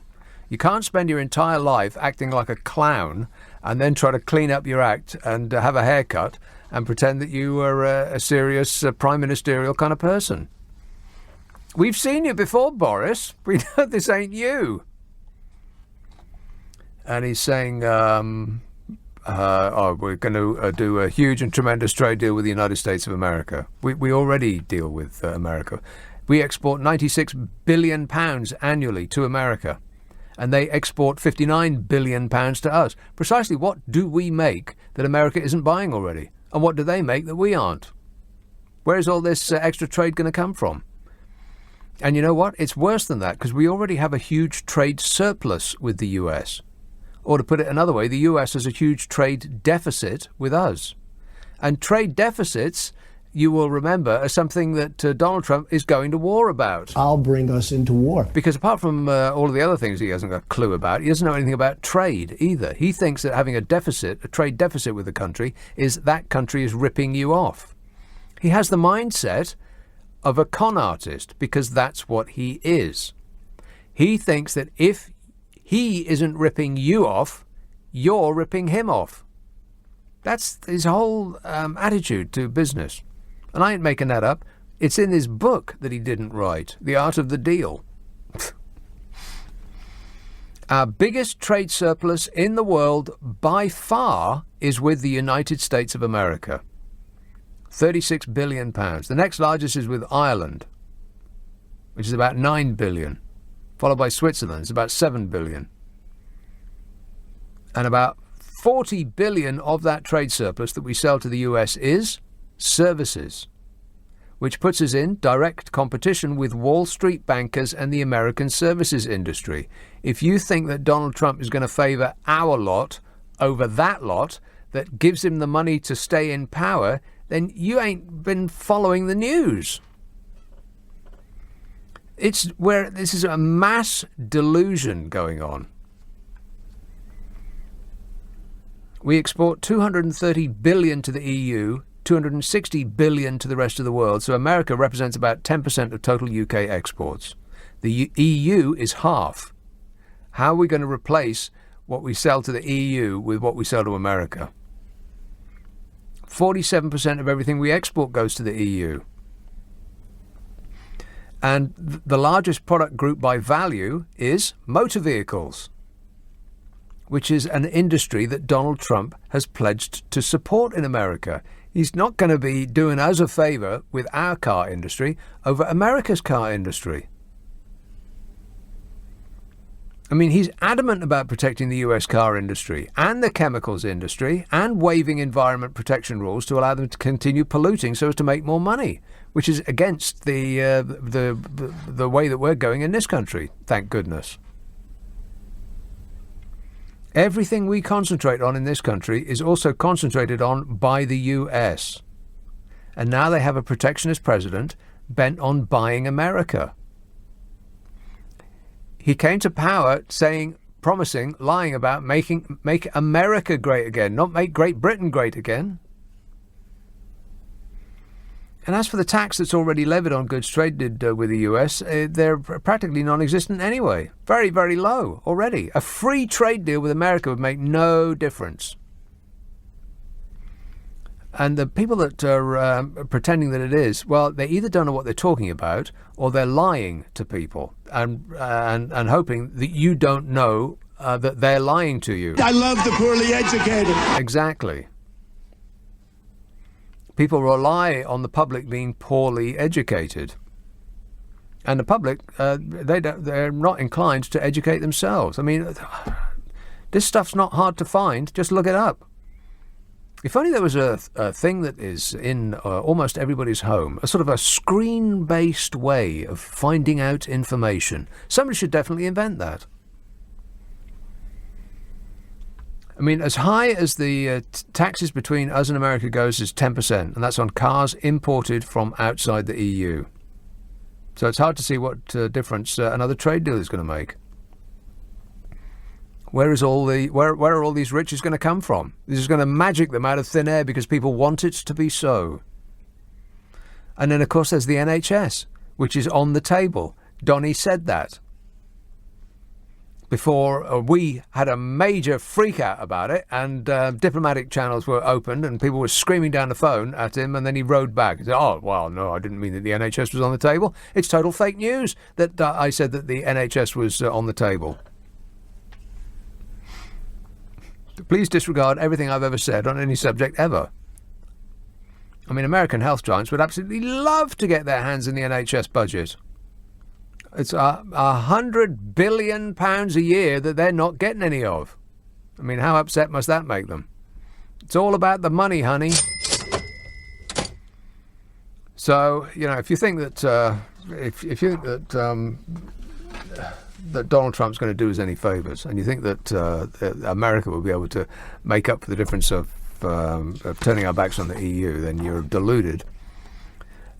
You're what, was it Stalin or Lenin? Can't remember. One of those dudes. You are the useful idiots.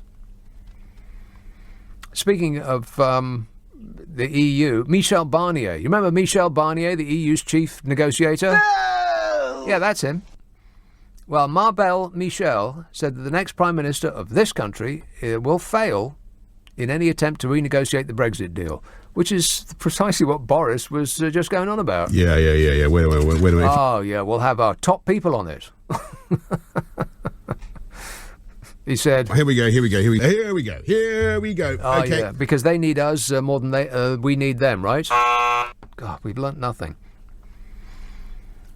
Michel Barnier, the EU's chief Brexit negotiator, said that the new leader's choice is to accept the agreement, cancel Brexit, or suffer a damaging no deal. No deal? Oh, no. Or no deal.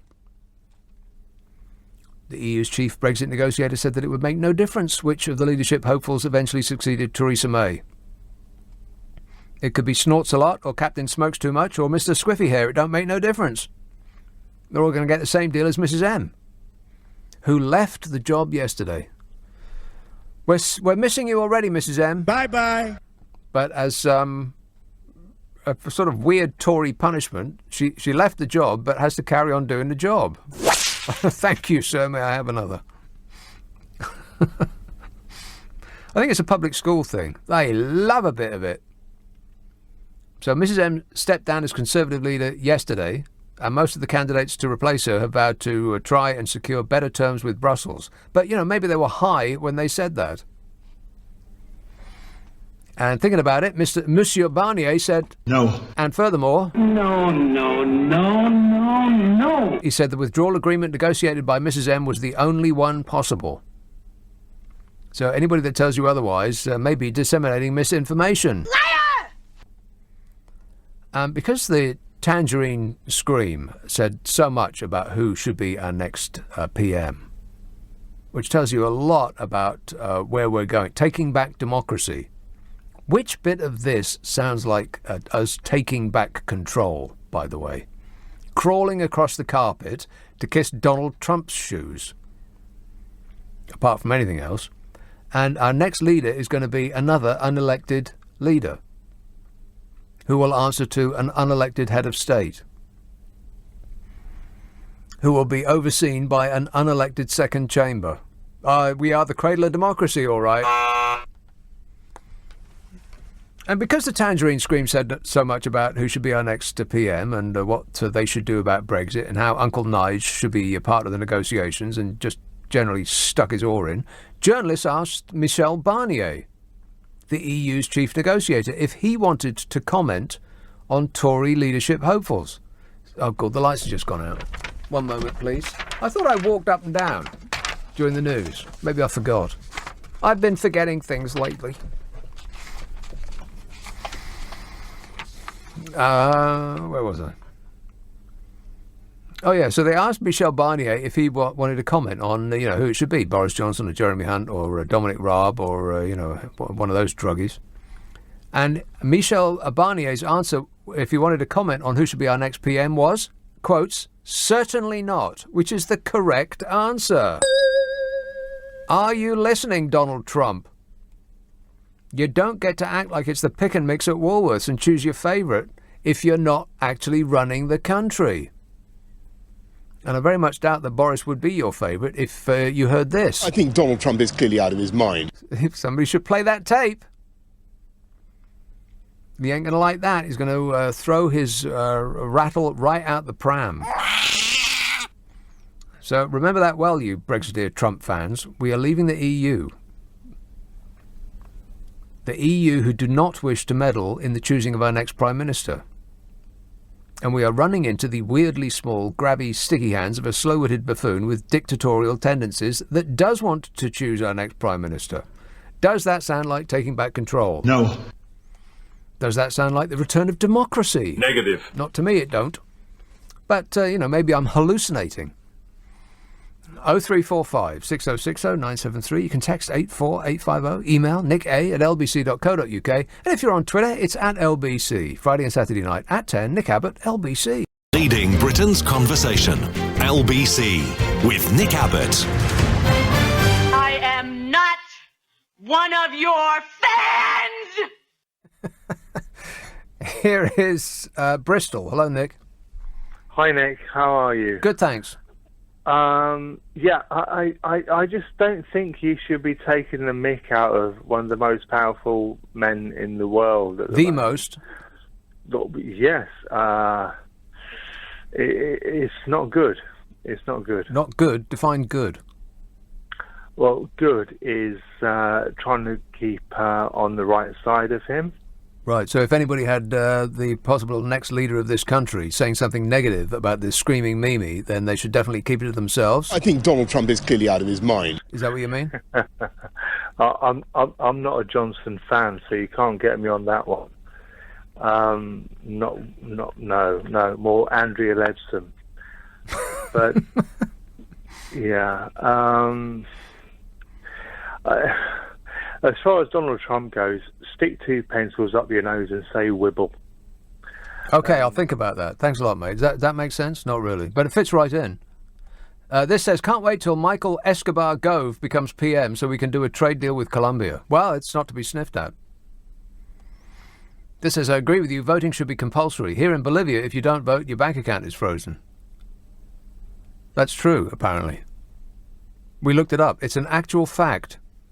Can you believe that? No. We actually got something right in this show. I am stunned. If you don't vote in Bolivia, your bank account is frozen. Of course, if you live in Bolivia, most of your most of your face is frozen as well. But that's an unrelated issue. Jim says, you went to public school, Nick. Do you secretly like a bit of punishment, or is listening to some of your callers punishment enough? And Kevin says, if Trump's such a Dumbo, why does he have so many golf courses, buildings and businesses? I wish I was such a failure like him. Well, Kevin, you could be a failure like him if your daddy gave you $450 million. And besides, those buildings with Trump written on the outside aren't necessarily owned by him. In fact, most of them aren't. He just lends his name out because he played a businessman on television because he's famous. Like, there's a golf course quite nearby, which has got his name on, which he tried to advertise desperately.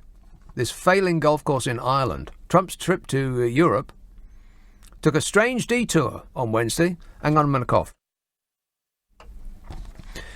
Trump's trip to Europe took a strange detour on Wednesday when he was here. He headed to Ireland to visit his golf course. And you might wonder why he went there.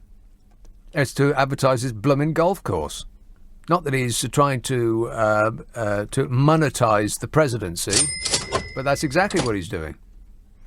He briefly met with Prime Minister Leo Varadkar at the airport in Shannon, where Trump appeared to downplay the most complex issue in the Brexit negotiations and compared the Irish border to the border between Mexico and the United States, where he is currently trying to build a wall. He said, it'll all work out very well, also for you with your wall, your border, Trump said. This is he said, we have a border situation in the United States and you have one over here. He said that to Leo Varadkar. And Leo Varadkar said, I think one thing we want to avoid, of course, is a wall or border between us. I'm building a wall, okay? I'm building a wall. I'm building a wall, okay? I'm building a wall. That's not what Donnie wants to hear.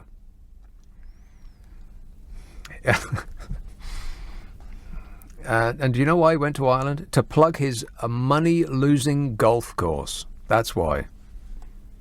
Trump's golf course in Doonburg in Ireland is not doing very well.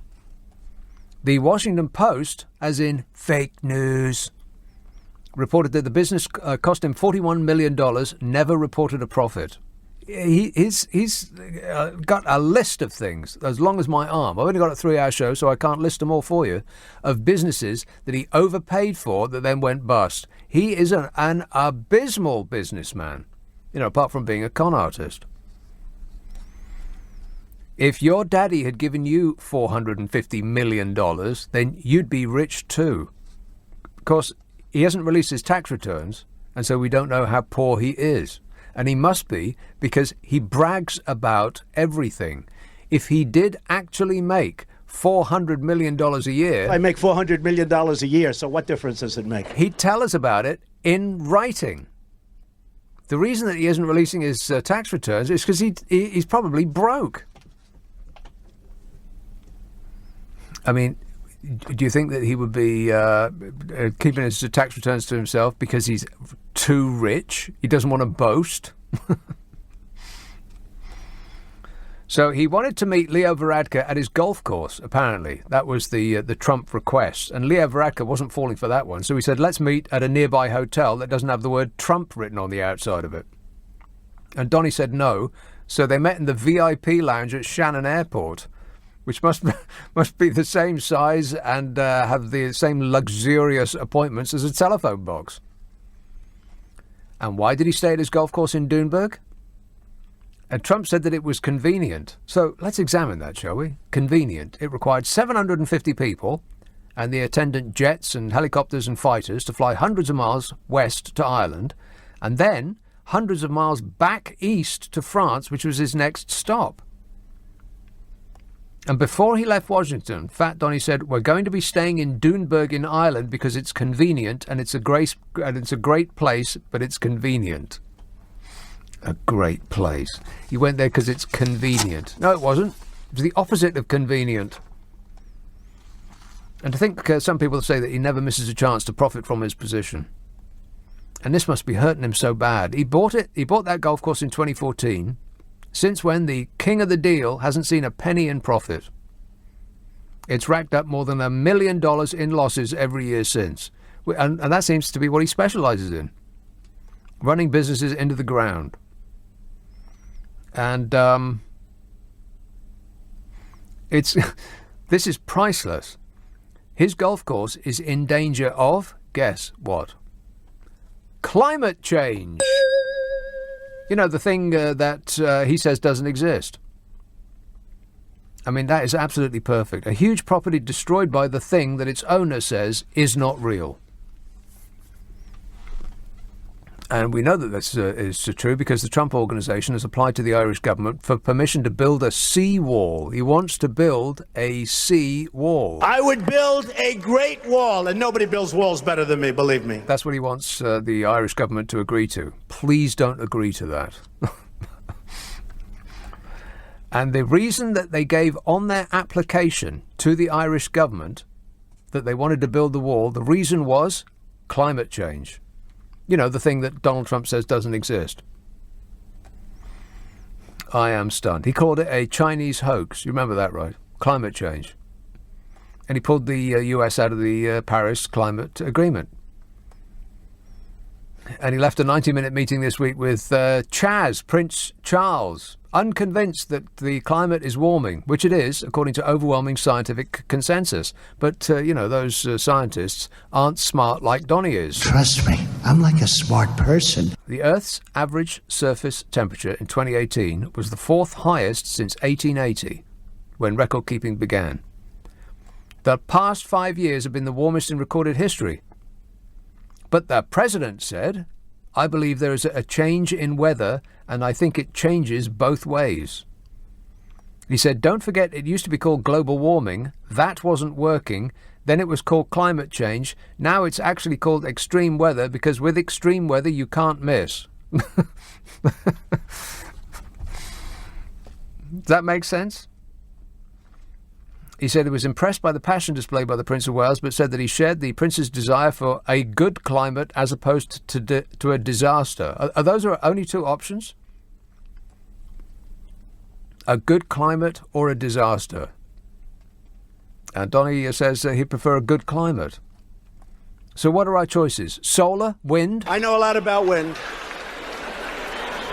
And he blamed China and India and Russia, but mostly China, for polluting the environment. He said the United States was responsible for among the cleanest climates. He said that, which is, as you would expect, completely incorrect. He just makes this stuff up. Since your favorite person became president, we have the cleanest air ever, is what he said. And then followed up with, you know more, you know about that more than anybody, believe me, and all that other stuff that he says. In fact, guess what? It's not true. Liar! Carbon dioxide emissions by the United States, the world's second largest emitter, rose 3.4% last year. And Donny tapped a fellow called William Happer to lead the effort to denounce climate change. And this William Happer is the chap that once said the demonization of carbon dioxide is just like the demonization of the poor Jews under Hitler. What? Yeah, it's exactly like that. Blaming carbon dioxide for causing climate change is just like the execution of millions of Jews in the Holocaust. What's controversial about that? It's just amazing. This was from Vanity Fair. Earlier this year, most government officials, or for most government officials, the purpose of a state visit is to burnish ties with another nation, emphasizing friendship and cooperation between two sovereign states. for Jed Clampett in the White House. It's been an opportunity to score a free vacation for his adult children who flattered their hosts' clearly marked rules, while their father has insulted the locals, described a member of the royal family as nasty, threatened to go after the UK's beloved healthcare system, and called the woman a washed-up psycho. That was Bette Midler, while staying at the ambassador's residence. Truly, it's a wonder he wasn't caught shoving a pair of silver candlesticks down his pants during the dinner at the Buckingham Palace, and asking Prince Charles if he's ever considered trading Camilla in for a younger model. Luckily, he did remember to use his trip abroad. What else? To hype one of the for-profit businesses whose proceeds go directly into his pocket. During his time in office, he's essentially used Mar-a-Lago as his home base, visits to which cost taxpayers $1 million a day. And that's on top of the $3 million per round of golf. And he's taken 175 days out golfing since he became president, if you can believe that. It's almost $600 million he's charged the American taxpayer for his golfing. Excellent money for value, no? No.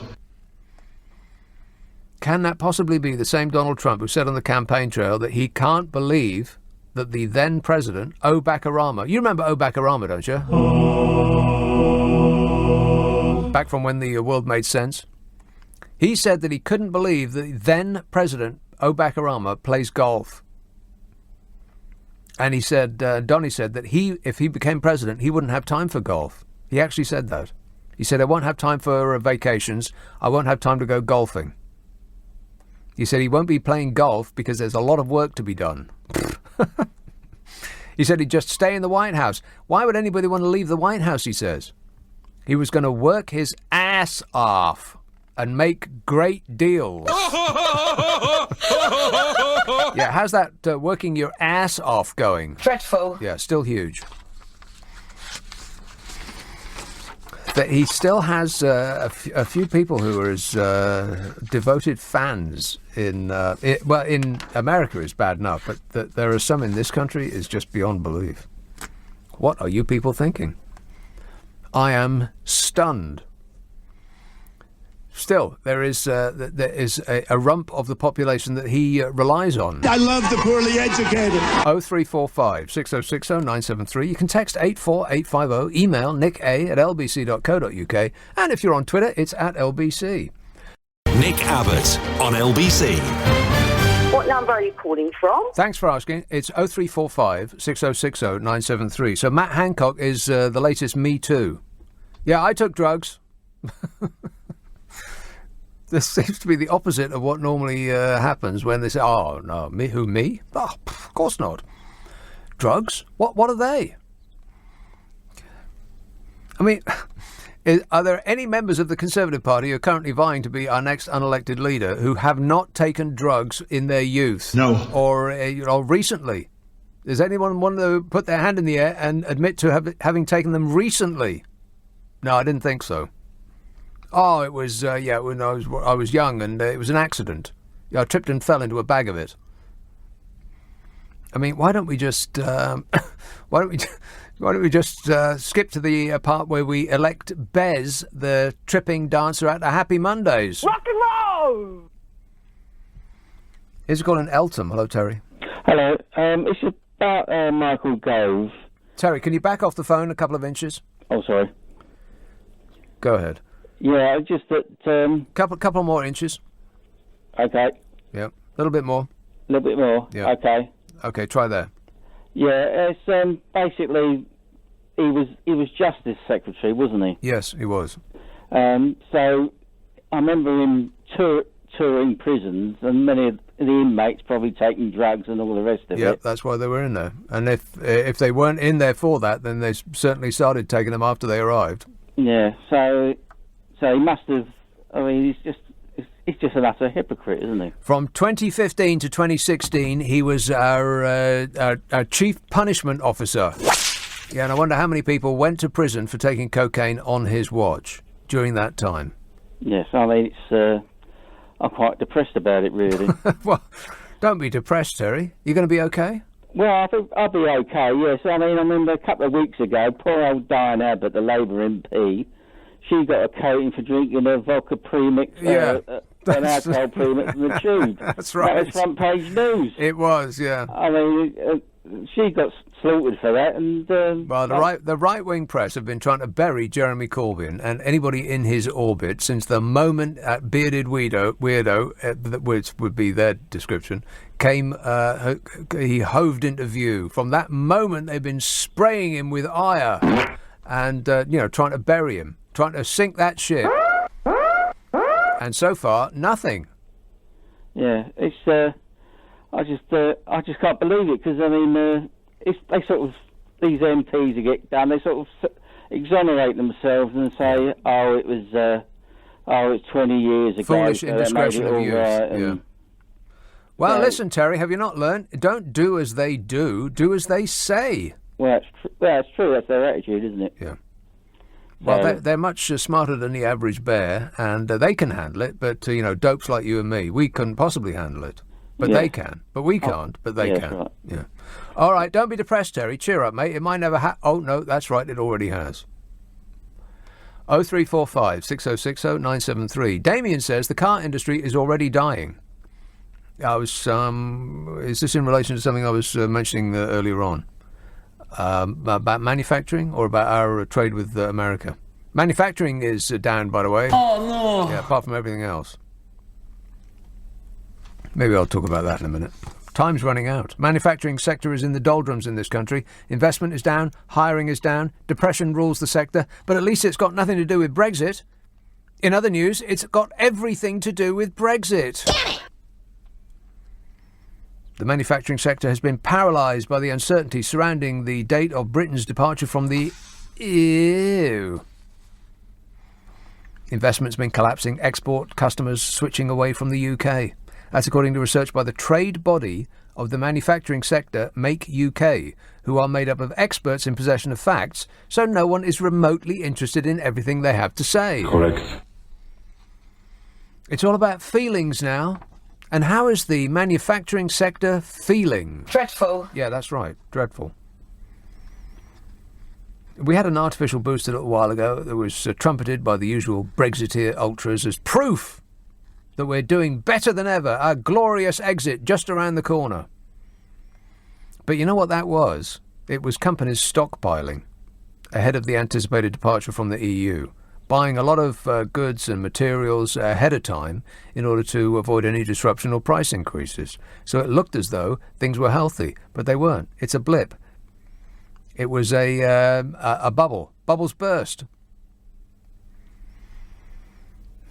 And they did that to ensure against disruption and, all the rest of it that is coming our way with Brexit. But it's unwinding now, revealing the full impact of Brexit on that sector on which we rely, manufacturing. I can sum the sector's opinion on its current malaise in one syllable. A guy called Stephen Phipson, Chief Executive of Make UK, which is the manufacturers' trade body, he said, every time a politician stands up and says no deal is fine, we hear of more lost contracts and cuts to investment, which are resulting in job losses. He says, we're now beginning to see the results of this feeling through hard evidence, and given that there's always a lag in the data and no end in sight for the uncertainty facing the industry, the situation is likely to get worse before it gets better. But that's probably just Project Fear. I mean, what does the chief executive of the manufacturing trade body know about manufacturing? We survey the survey of the manufacturing industry, it says in the Telegraph, which the Telegraph is the chief trumpeter for Brexit. So it must really hurt them to write this stuff. The survey of the manufacturing industry revealed that in the second quarter of the year, the number of companies in the sector planning to invest in their business halved. Halved! And the trade body Make UK said several subsectors were reporting flat or negative order balances, especially metals, which is being impacted by not only Brexit, but also the trade war between the US and China. You hear that, Trump fans? How's your bright orange leader working out for you now? Oh, fabulous. So the chief executive of the manufacturing trade body, Make UK, Stephen Phipson, said there is a clear weakening trend which, if it continues, would push some elements of the industry over the edge before too long. As in, will be waiving all of those big, beautiful jobs. Bye-bye. Yeah. Nice to know you. He says there's now growing evidence of European companies abandoning UK supply chains, whilst Asian customers balk at the unknown of what may exist when the UK leaves the trade agreements which operate under EU rules. Still, it's only jobs and money. Who cares about that when we'll have our freedom? It'll be great. I mean, the people that brought us Brexit wouldn't lie about a thing like that, would they? Especially as it doesn't concern them. They make their money moving money. They don't actually make things. They just move their money around a screen. Don't you, Jacob? Archway. Hello, Terry. That didn't work. I'll try it again. Archway. Hello, Terry. Buongiorno. Hello. Yes, Terry. Hi, Nick. Well, you know, I mean, I basically am surprised I'm on the radio today because I've only phoned up to have a moan. And when you talk about moaning and whinging and whining, yeah. You know, when you talk about just now the trade bodies coming out and saying, you know, it's all going down the pan, and it's a bit like a bunch of pyromaniacs saying it's all on fire. You know, when you listen to the evidence, when it's presented coherently, it's very easy to see why we can't compete. 75% of all cost increase across energy-intensive users is because of European Union climate policy. Oh, yeah. It's all the EU's fault. Mm-hmm. Well, you can't separate the truth from the lies if you're not going to listen to real statistics. Dude, the collapse of the car industry has got nothing to do with the EU. The collapse of the car industry is another story, but that's because, you know, whilst great well, that's the things biggest are part of going our on, manufacturing industry. People don't seem to be coming into the country and having any problem tooling up, getting second-hand vans and taking their skills out and dominating. Second-hand vans has got nothing to do with making cars. But you have look, you know, where do we go with any of this? Where do we go with the Trump thing? I'm not a huge Trump fan as I was at the beginning when it was just between him and Clinton. You know, I've seen his lack of action on the North Pacific Ocean problems and stuff we've spoken about before that you don't like speaking about. But, you know, he's just said it looks bad, we'll take a look. And the world spins faster and faster and he goes... Yeah, just trust me, I'm a really smart person, or words to that effect. Yeah. Indeed, there's some things that are just beyond him. You know, and when he speaks about the NHS, he probably doesn't. He's never been. I wouldn't be surprised if he didn't know what the NHS was. So I forgive him because he probably thought he was being kind, saying, "Of course we'll have a look." You know. No, that's not being kind. Telling people that everything is on the table is acting the big business tough guy. That's not doing us a favour, even if he didn't know what the NHS was. It's buying time, and he bought some time. You know, buying time? What do you mean? Buying time to get out the country without getting milkshakes, you know. But, you know, bless him and bless the Queen and bless everyone. But, you know, I know that people are keen on throwing milkshakes about, but I would seriously counsel against trying to milkshake the President of the United States of America. I think he's got teams of people to prevent that very thing happening. But did you notice, though, that when we recently had this, I can't even remember what it was about now, a European election? You know, the whole country went a different colour. The whole of England went a different colour. What do you mean? Well, it colour? Voted overwhelmingly for this new shade of Brexit, didn't it? This Brexit party.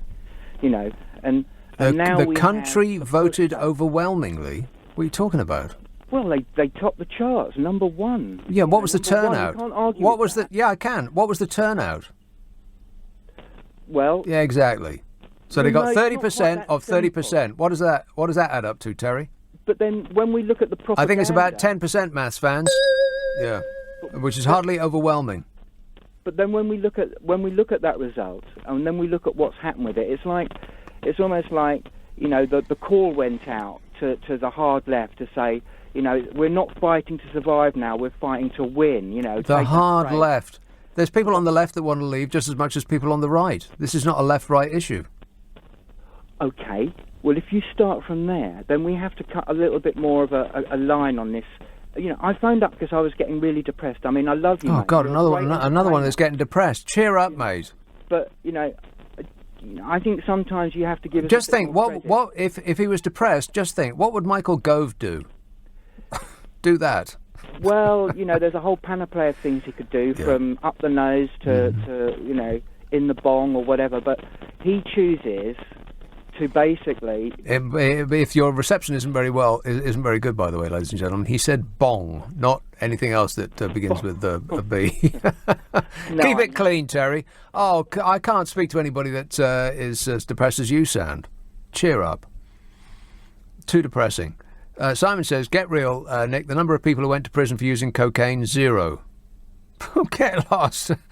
The number of people in prison for using cocaine is 0.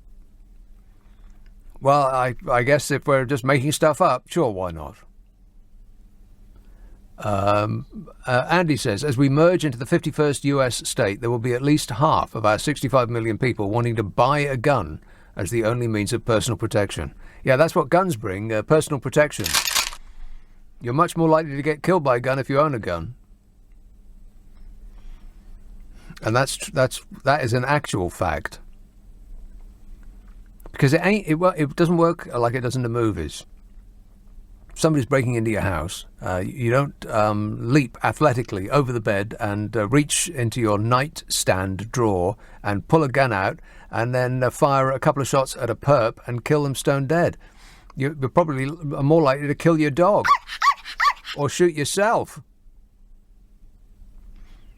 Kay says, if 5-year-olds can be taught that all different if 5-year-olds can be taught that all different religious groups exist, then they should also be taught at that same age that all different relationships exist too. They're not teaching 5-year-olds about religion, are they? Oh, keep religion out of school. And schools should definitely not be religious. Leave our kids alone.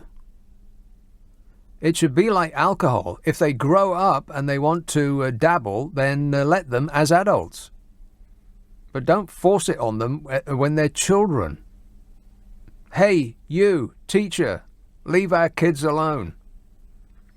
And James says, did someone just phone in the show and say that they were approving of Andrea Led Someone?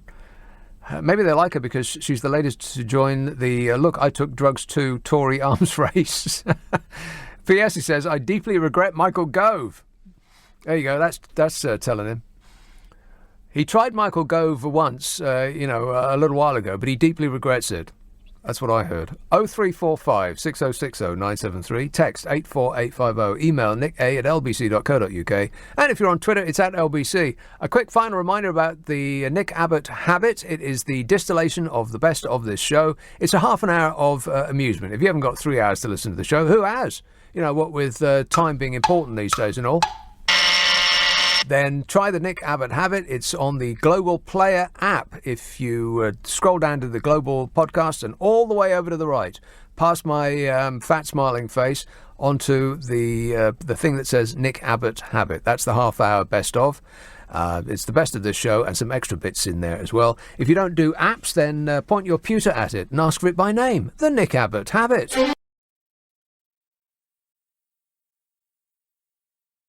This is LBC with Nick Abbott. Call 0345 6060 973. Tweet @LBC. Text 84850.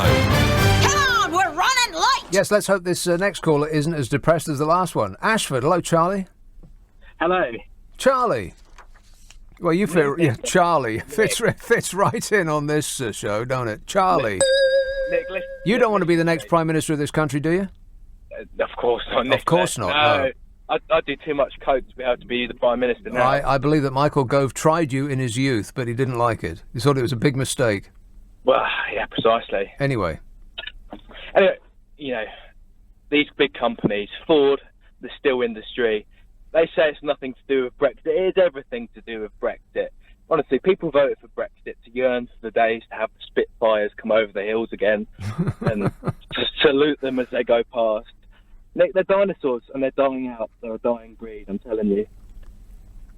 I would like to hear a Spitfire come over the hills. That would be a magnificent sound. I do believe that, with Led Zeppelin aside, it may be the greatest noise that human beings have ever created. The Spitfire Merlin engine. What a fantastic sound that is. I'd actually give you that, but I think for the wrong reason, people want to hear that. You know that they're stuck in the old days of wanting back control. They're sold on lies, Nick. They want to hear those engines go past and raise the flags up over the hill. Yes, they want that flag priapic. Back to the days when the map was coloured pink. Back to the glory days of the Empire.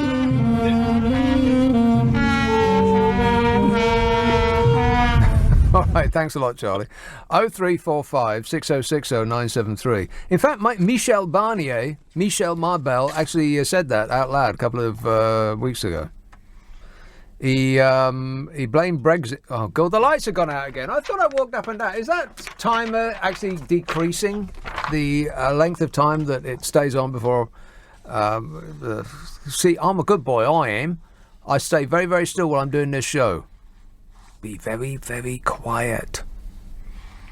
And it doesn't think there's anybody in here. So I have to walk around every half hour, and I do that during the news.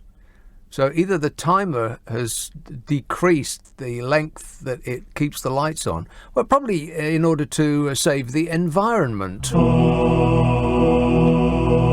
Just doing our bit to save the planet, that's all. Michel Barnier blamed Brexit on typically British nostalgia. And people went ape. But I think that's, it's about right. He's pointed to nostalgia as the key to explain Brexit.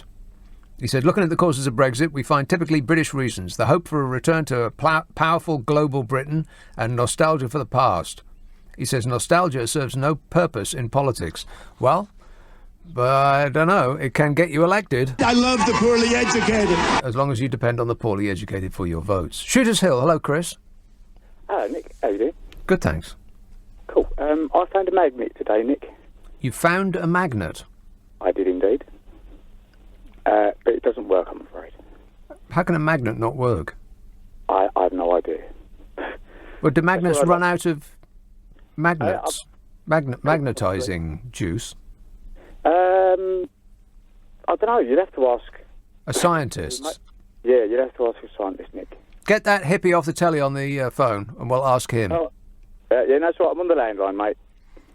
So, you found a magnet, but it doesn't work? I'm afraid not.